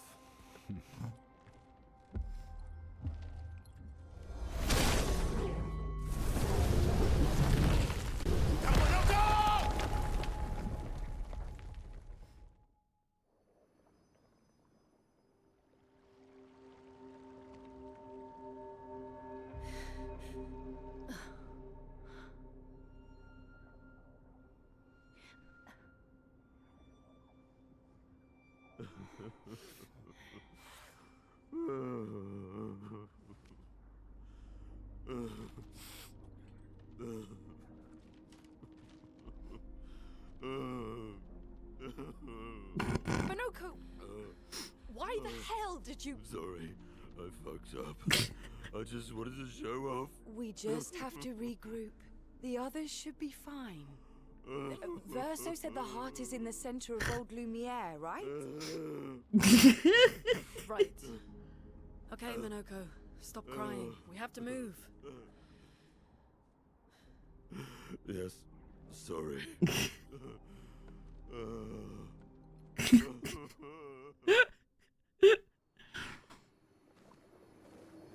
So it's that's definitely meant to be comedic. That we have Minoko, who's this character that gives off, he's this like tough guy that loves fighting, but like he makes one mistake and he just absolutely falls apart. He's very much a tough guy persona. Like, oh yeah, I'm so tough. I got balls of steel. He doesn't have balls of steel. Fighting is an outlet. Friends, I beg your forgiveness for landing us in this quagmire. It's okay, Minoko. Let's move on, shall we? See? He clearly feels really bad about what happened. Alright, I'm really not interested in fighting y'all.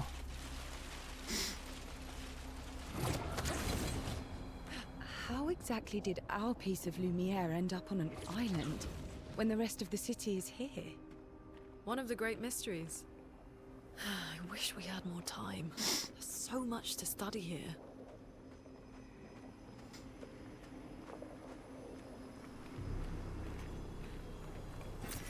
Well, that will help. Oh, there's no way around here? Okay.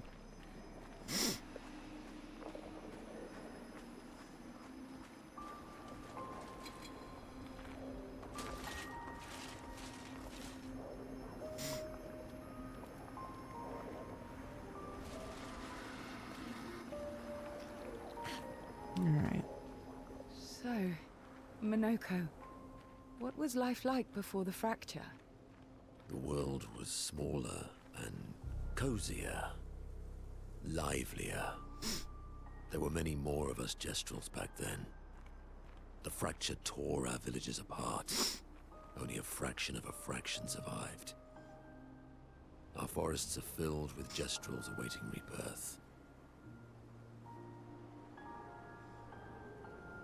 So this is the first time we're being challenged to think about how the impact of our world and the fracture of our world impacted others, you know, not just the people of Lumiere. It's had an effect on the Gestrels, it had an effect on the Grandis.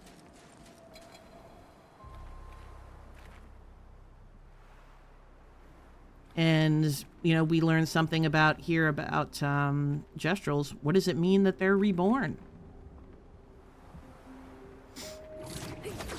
We saw so many of them, and yet he says only a fraction of a fraction survived. How many were there?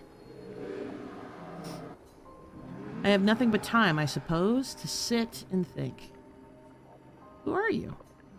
These days, I am just a man who sits and thinks. When she was young, she'd get sad thinking about mortality.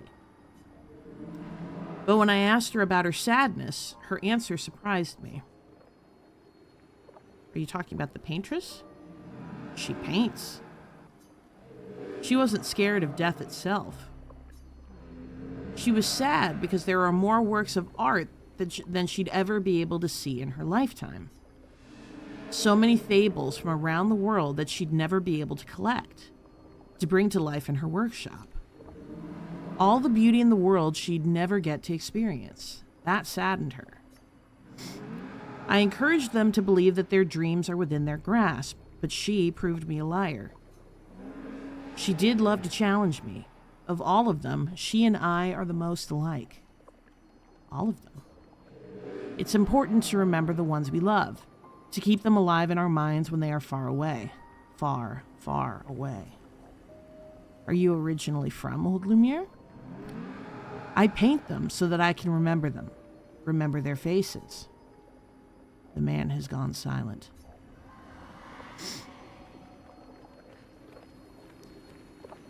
When we think about our own death, or our own demise, because my therapist always says to me, everybody leaves and everybody dies. And he says that to me because it is one of the things that I resist this more than, it is the thing I resist the most. Change, loss, permanency, the permanency of loss and change. I guess we'll,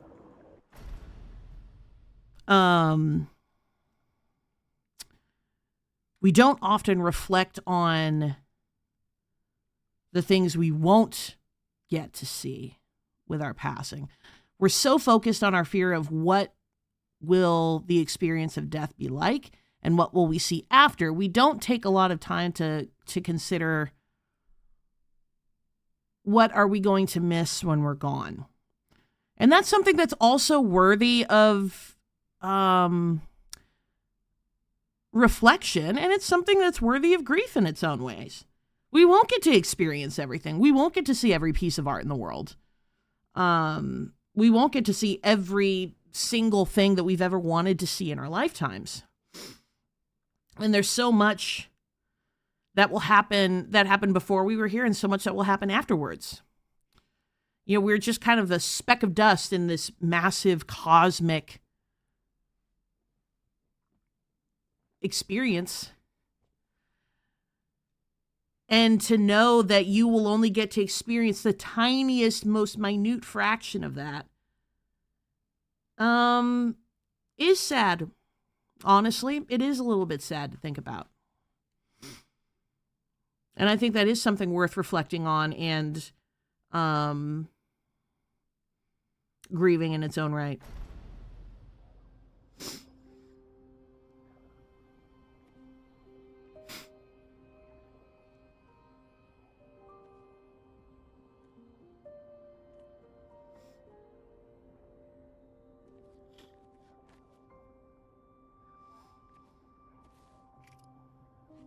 Doesn't that look like one of Esquier's stones? Oh, yeah. He's like, Let's bring him a gift. how nice.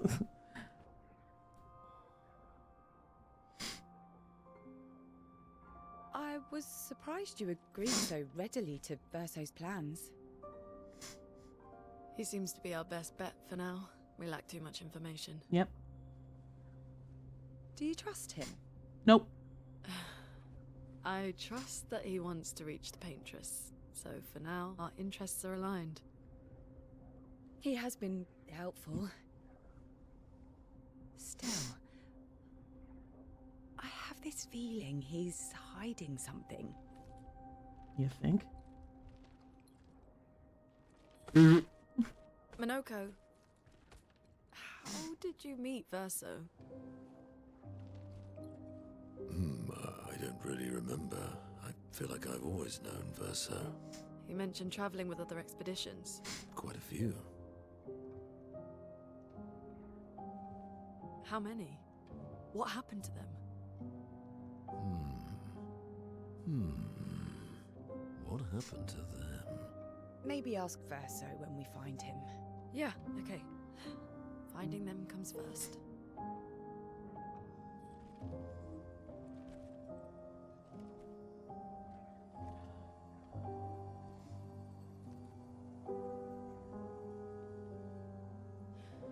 Any idea what this is? I'm afraid not. This is my first time here as well.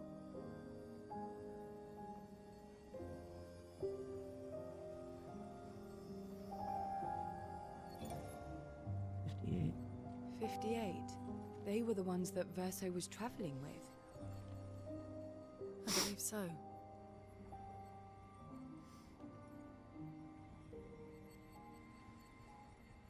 They made it surprisingly far.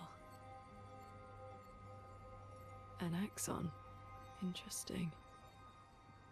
Verso is... Is this true? Mael's with him. We need to go. Now! Verso would never harm her.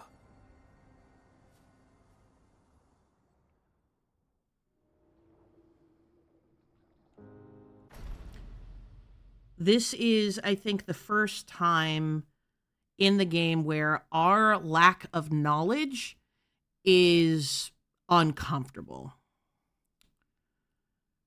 Because up to this point, we have been on the same playing field as our expedition in terms of what they know. We always learn information as Mael and Lune and Ciel and Gustav/Verso learn things about the world we're in. Now we see that Lune and Ciel and Minoko know something that we don't. And we are now being taken back, know something that we don't about Verso. And now we are being taken back to Mael and Verso with that lack of knowledge. Narratively, that is, even though it isn't new that we lack information, it is new that characters that we have been following have the information that we lack. And that is meant to make you uneasy. It is meant to make you uncomfortable. But also forcing you to question. Because Verso has not given us any reason to think that he has ill intentions, but now Lune and Ciel seem to think that he poses a threat to Mael. Why? What does that mean for us now that we're going to be back in the shoes of these characters?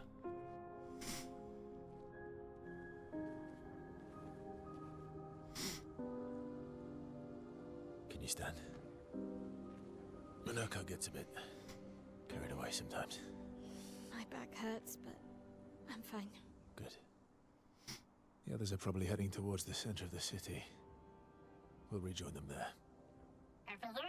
And find treasures along the way. Feels like home. Yeah. Feels like home.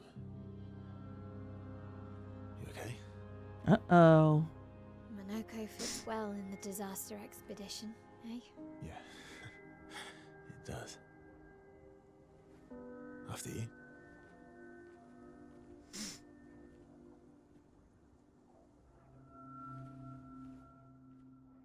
What does he know?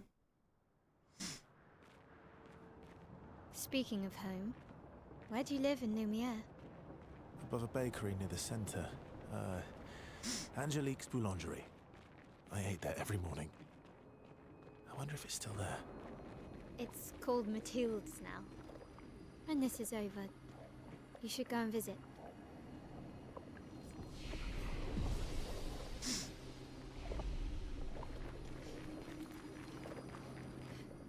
Oops. Sorry, Mael.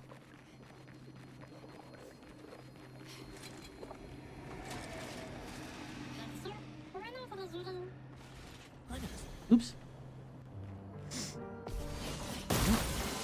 Oh well, we fighting. Time to hit big.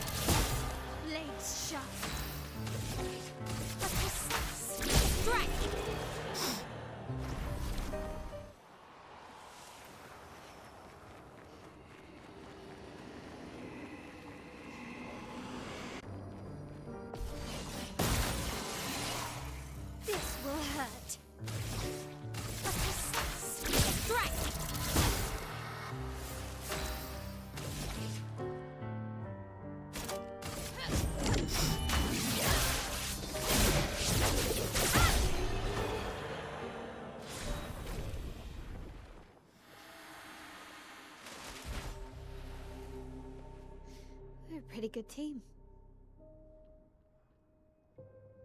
Verso? Verso? Putain. Where did he go?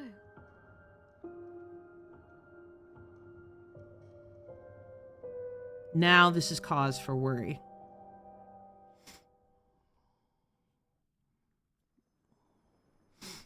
We haven't been with Verso long. So, where did you go?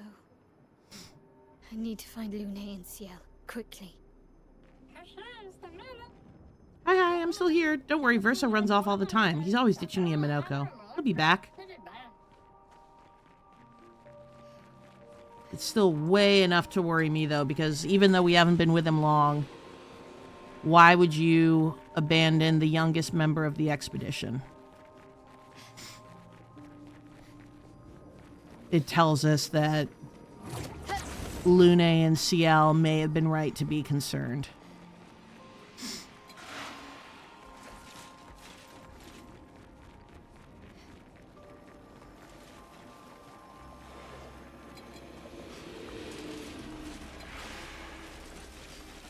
I think I'm close.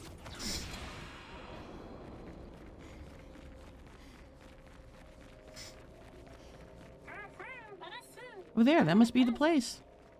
This manor's intact. Why does it feel so familiar? I know this place.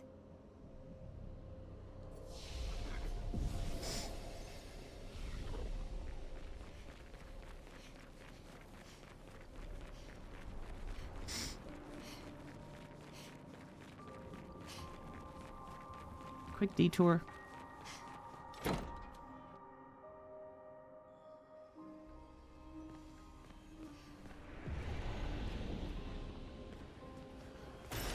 Perfect. Damn, nice ass bathroom.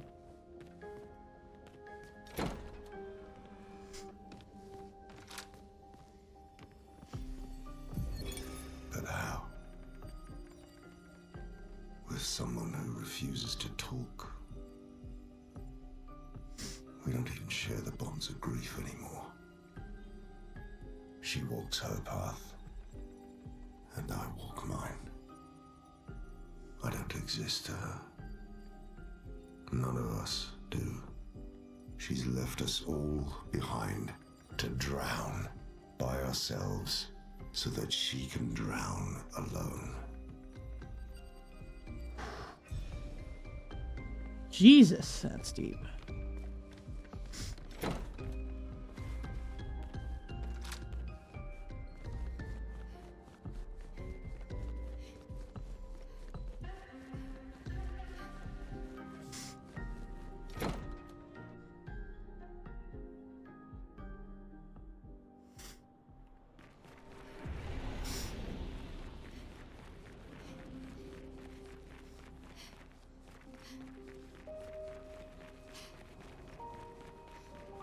Also, Clover, hello. Good to see you.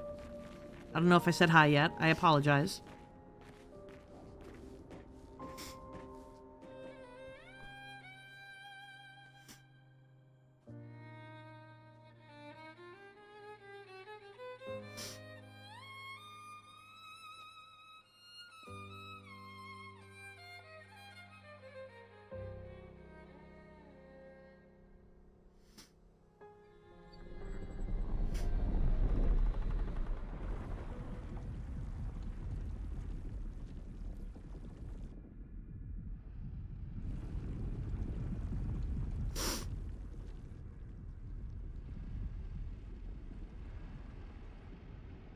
I knew you'd open the door for her.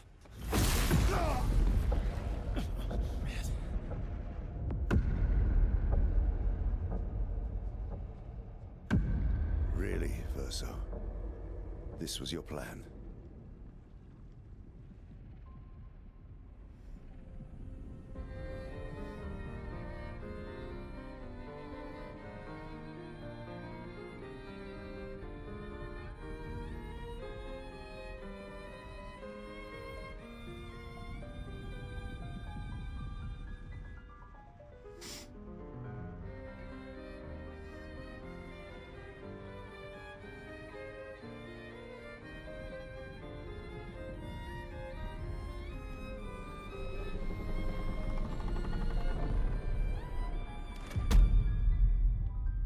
times.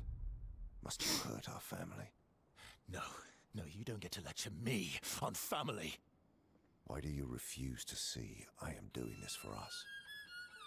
Yet you insist on rushing toward death. You're trying to stop the wrong cycle. You're doing this for yourself. Of course. It's easier for you to think that, isn't it? Easier to betray us if I'm the villain. So move. I'm gonna fucking kill him.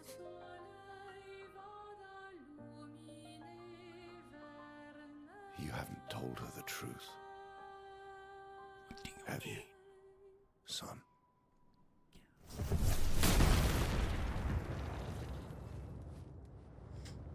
Sorry we're late. We were busy doing a bit of reading. Were you planning on sharing that this man, the man who murdered our team, is your father? Revelations. Family's not my favorite topic.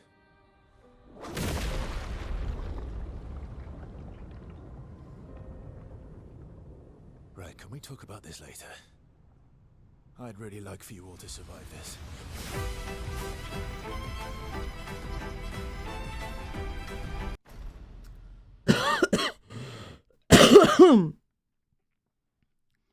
Why does it matter?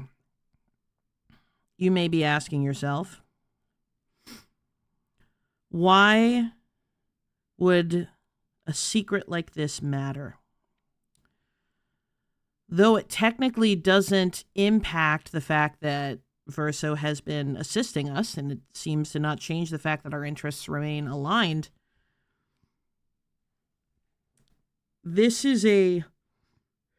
it's more about Verso's lack of trustworthiness than it is about any merit that this knowledge might have. We talked about how knowledge is a commodity in Expedition 33. It is the currency by which our characters succeed. And every piece of information matters. Lune probably emphasizes this more than anyone on our team. But now we understand that the stakes are greater for Verso, and it poses more questions now than we have answers to. Why are Verso and Renoir on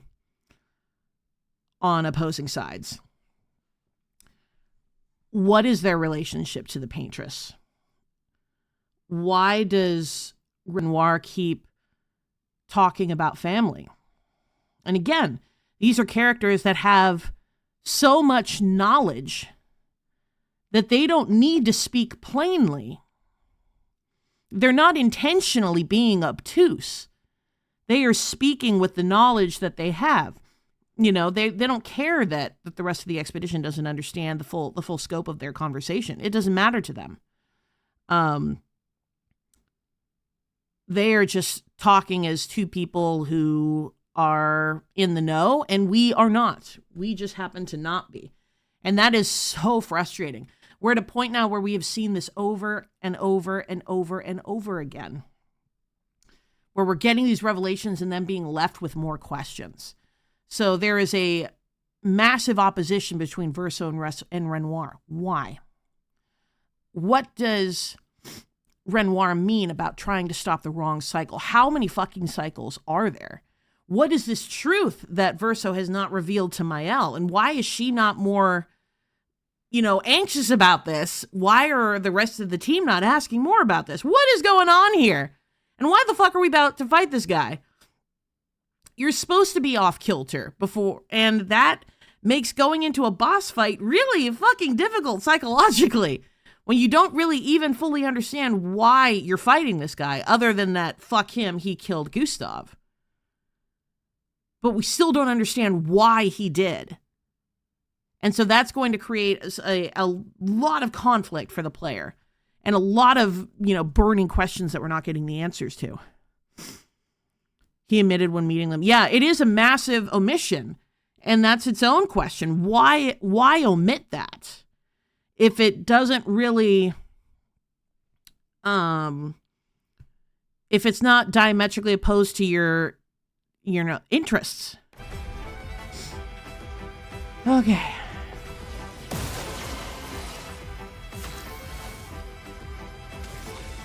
Stendhal. Fiery.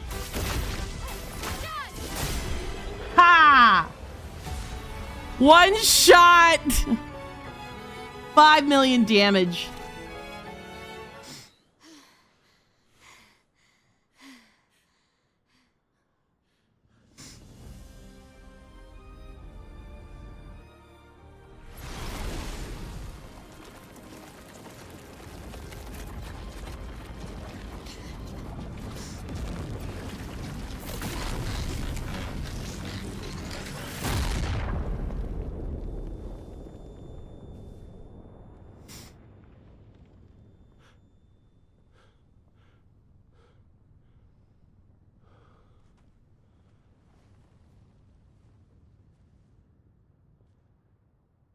Everyone all right?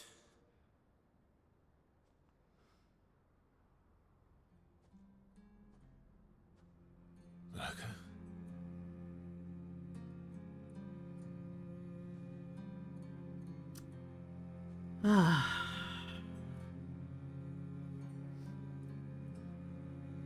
Loco's broken.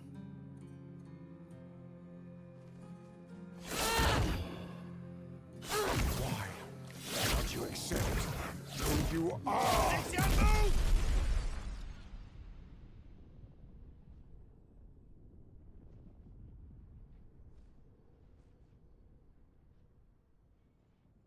That's a big revelation.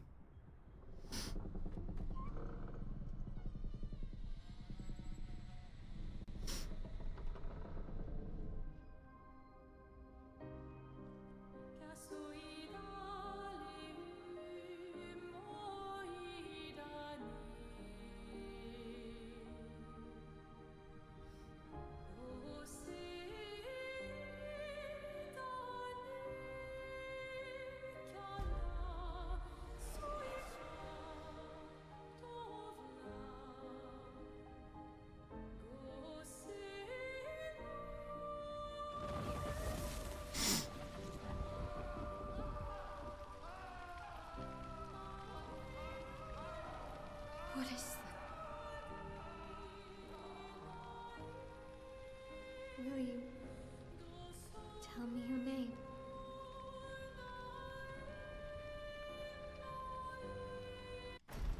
I didn't realize you could hear the screaming in the background. I don't know if I caught that the first time.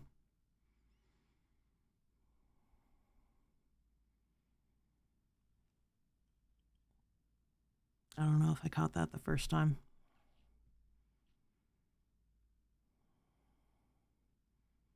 The screaming in the fire. Oh, Jesus, this game.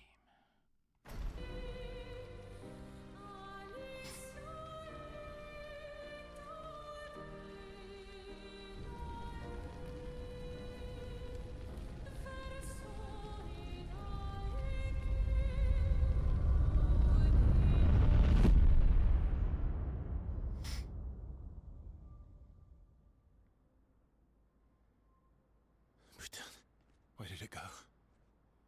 No. Alicia. Fuck!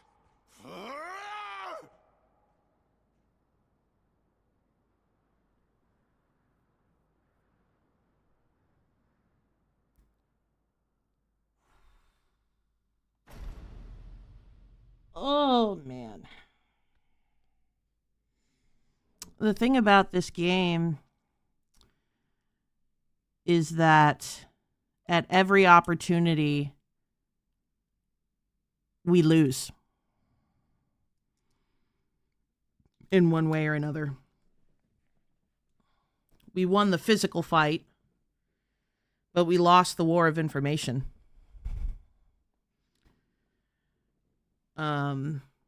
Verso still knows more than we do. Renoir still knows more than we do. Noko has died. Another casualty, thanks to Renoir. And for the first time, we see Alicia has removed her mask and reveals scars. And she looks surprisingly like Mael. And I think Mael is privy to that. It's a very mirror image we're seeing between the two. And this audio of someone screaming in a fire. So there's some sort of auditory hallucination that's happening here as well. More questions.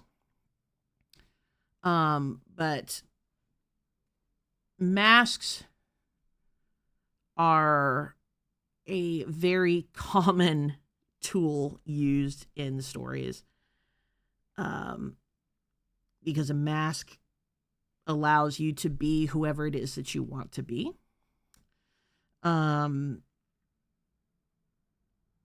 And it also protects you from being seen for who you truly are. Alicia wears that mask to protect herself. So what does it mean to remove that mask and reveal her face to Mael? Why? That is a level of exposition and vulnerability that we don't have the answers for yet. But it is momentous, and it is now leaving Mael with more questions than it is with frustration or grief over the fact that Renoir got away. And that's important to keep in mind.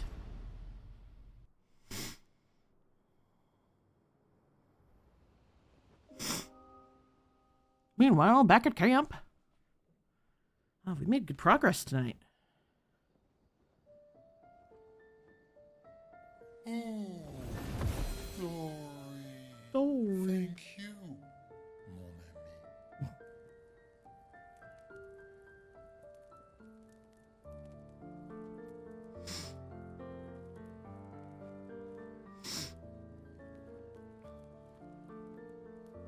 Care to explain? Your father. I don't think of him as my father anymore. Still, why didn't you just tell us? Because it's private. And it's painful, and it's none of your business.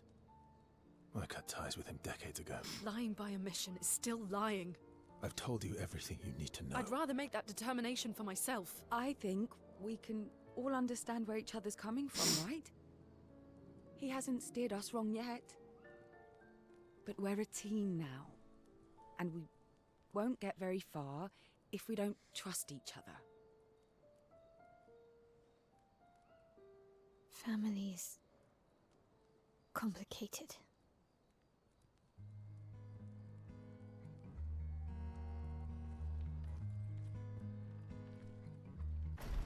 So, it's funny, Dr. Mick actually, in this moment, if you don't follow Dr. Mick on Twitch or YouTube, you absolutely should. He has a fantastic series on Expedition 33 that he is a licensed marriage and family therapist, and he analyzes the game through the lens of psychology. He was kind of critical of Mael in this moment. His interpretation from a psychological perspective was that these characters need to, express the full scope of the, emotions that they're feeling. And there is some truth to that. From my perspective and from a literary perspective, Ciel is acting as a bridge here. And I think that that's been her role throughout most of the story. She bridges the gaps between the very distinct personalities of these characters. She helps us make connections. She helps connect Lune to Mael, who are so vastly different in terms of how they process grief. She is now in the middle of helping to bridge this gap between Verso and Lune, Lune feeling that, Verso not sharing this information is an act of betrayal because information is such an important commodity to them. And again, we see CL bridging this gap. Hey, I understand why you do this. Trust is important. Validating all of these sides and also helping us understand the common goal. So I think narratively, or when we think of this from a narrative perspective, roles like CL are very important because they help us make the connection and proceed with the story. When the characters themselves are not at a place developmentally to do that on their own. There's still not enough trust between Verso and Lune to be able to do that independently. There's going to have to be a greater buildup of trust between them. And until then, they're going to need CL. Old friend, you've traveled miles, spinning in circles, your blind eyes on the dial, stripping off. The stories say that Gestrels reincarnate. Is that true? Can you bring Noko back? Partially. Look at the way he We can cradles bring him. Noko back to life. But not all of Noko will return. It will be a different Noko. The one you knew is gone.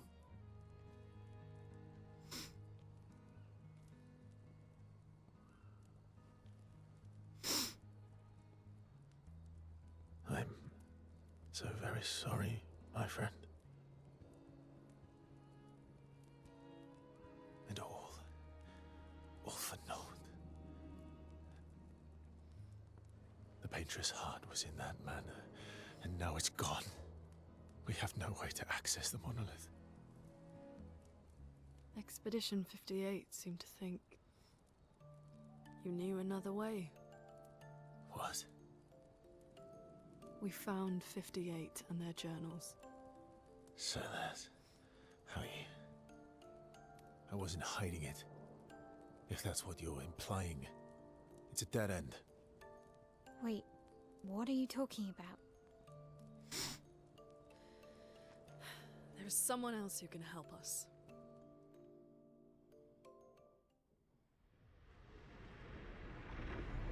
Yeah, let's go talk to Kirkland Withers. Excuse me.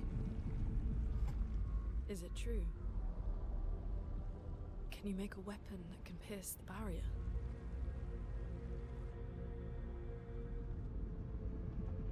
Do you need something from the Axons?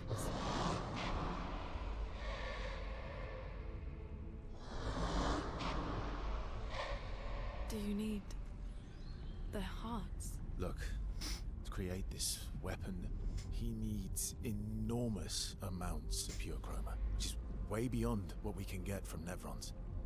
The only source are axons, yes. But like I said, that's a dead end. It's impossible. Why? What are axons? They're massive creatures living on islands around the monolith. They're much stronger and much more dangerous than Nevrons. I can't die, and I still couldn't take them down. Yet we found the corpse of one in Old Lumiere, so it's possible. I don't know how that one died. But I'm telling you, listen to me, please. Our chances of taking them down without you lot dying are close to zero. Close, but not zero. Death is coming either way. And as expeditioners, if we die fighting. Wonderful pep talk. I know.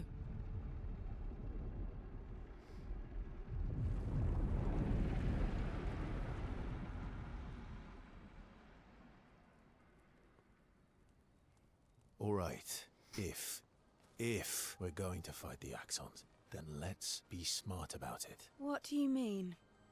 I've had a few rough encounters with the Axons. There are 3 located on islands around the monolith, and we need at least 2 hearts to get enough chroma. One lives on a mountain too high for us to reach, so that one's out. We should start with the one to the west of the monolith. It's already been weakened by previous expeditions, right? Yeah, good idea. Maximize our chances. Or we embrace the challenge and pick the one in the east. I like your spirit. Thank you. Did you listen to what I just said?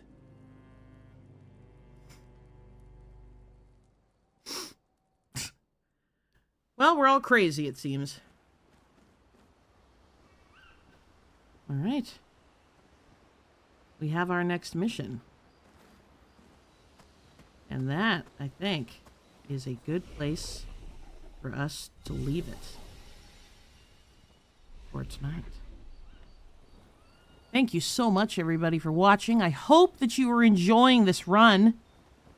So we'll be back in part 4 to go take on some Axons and try to get the chroma that the curator needs to make a barrier for us. So thank you so much, and I'll see you in part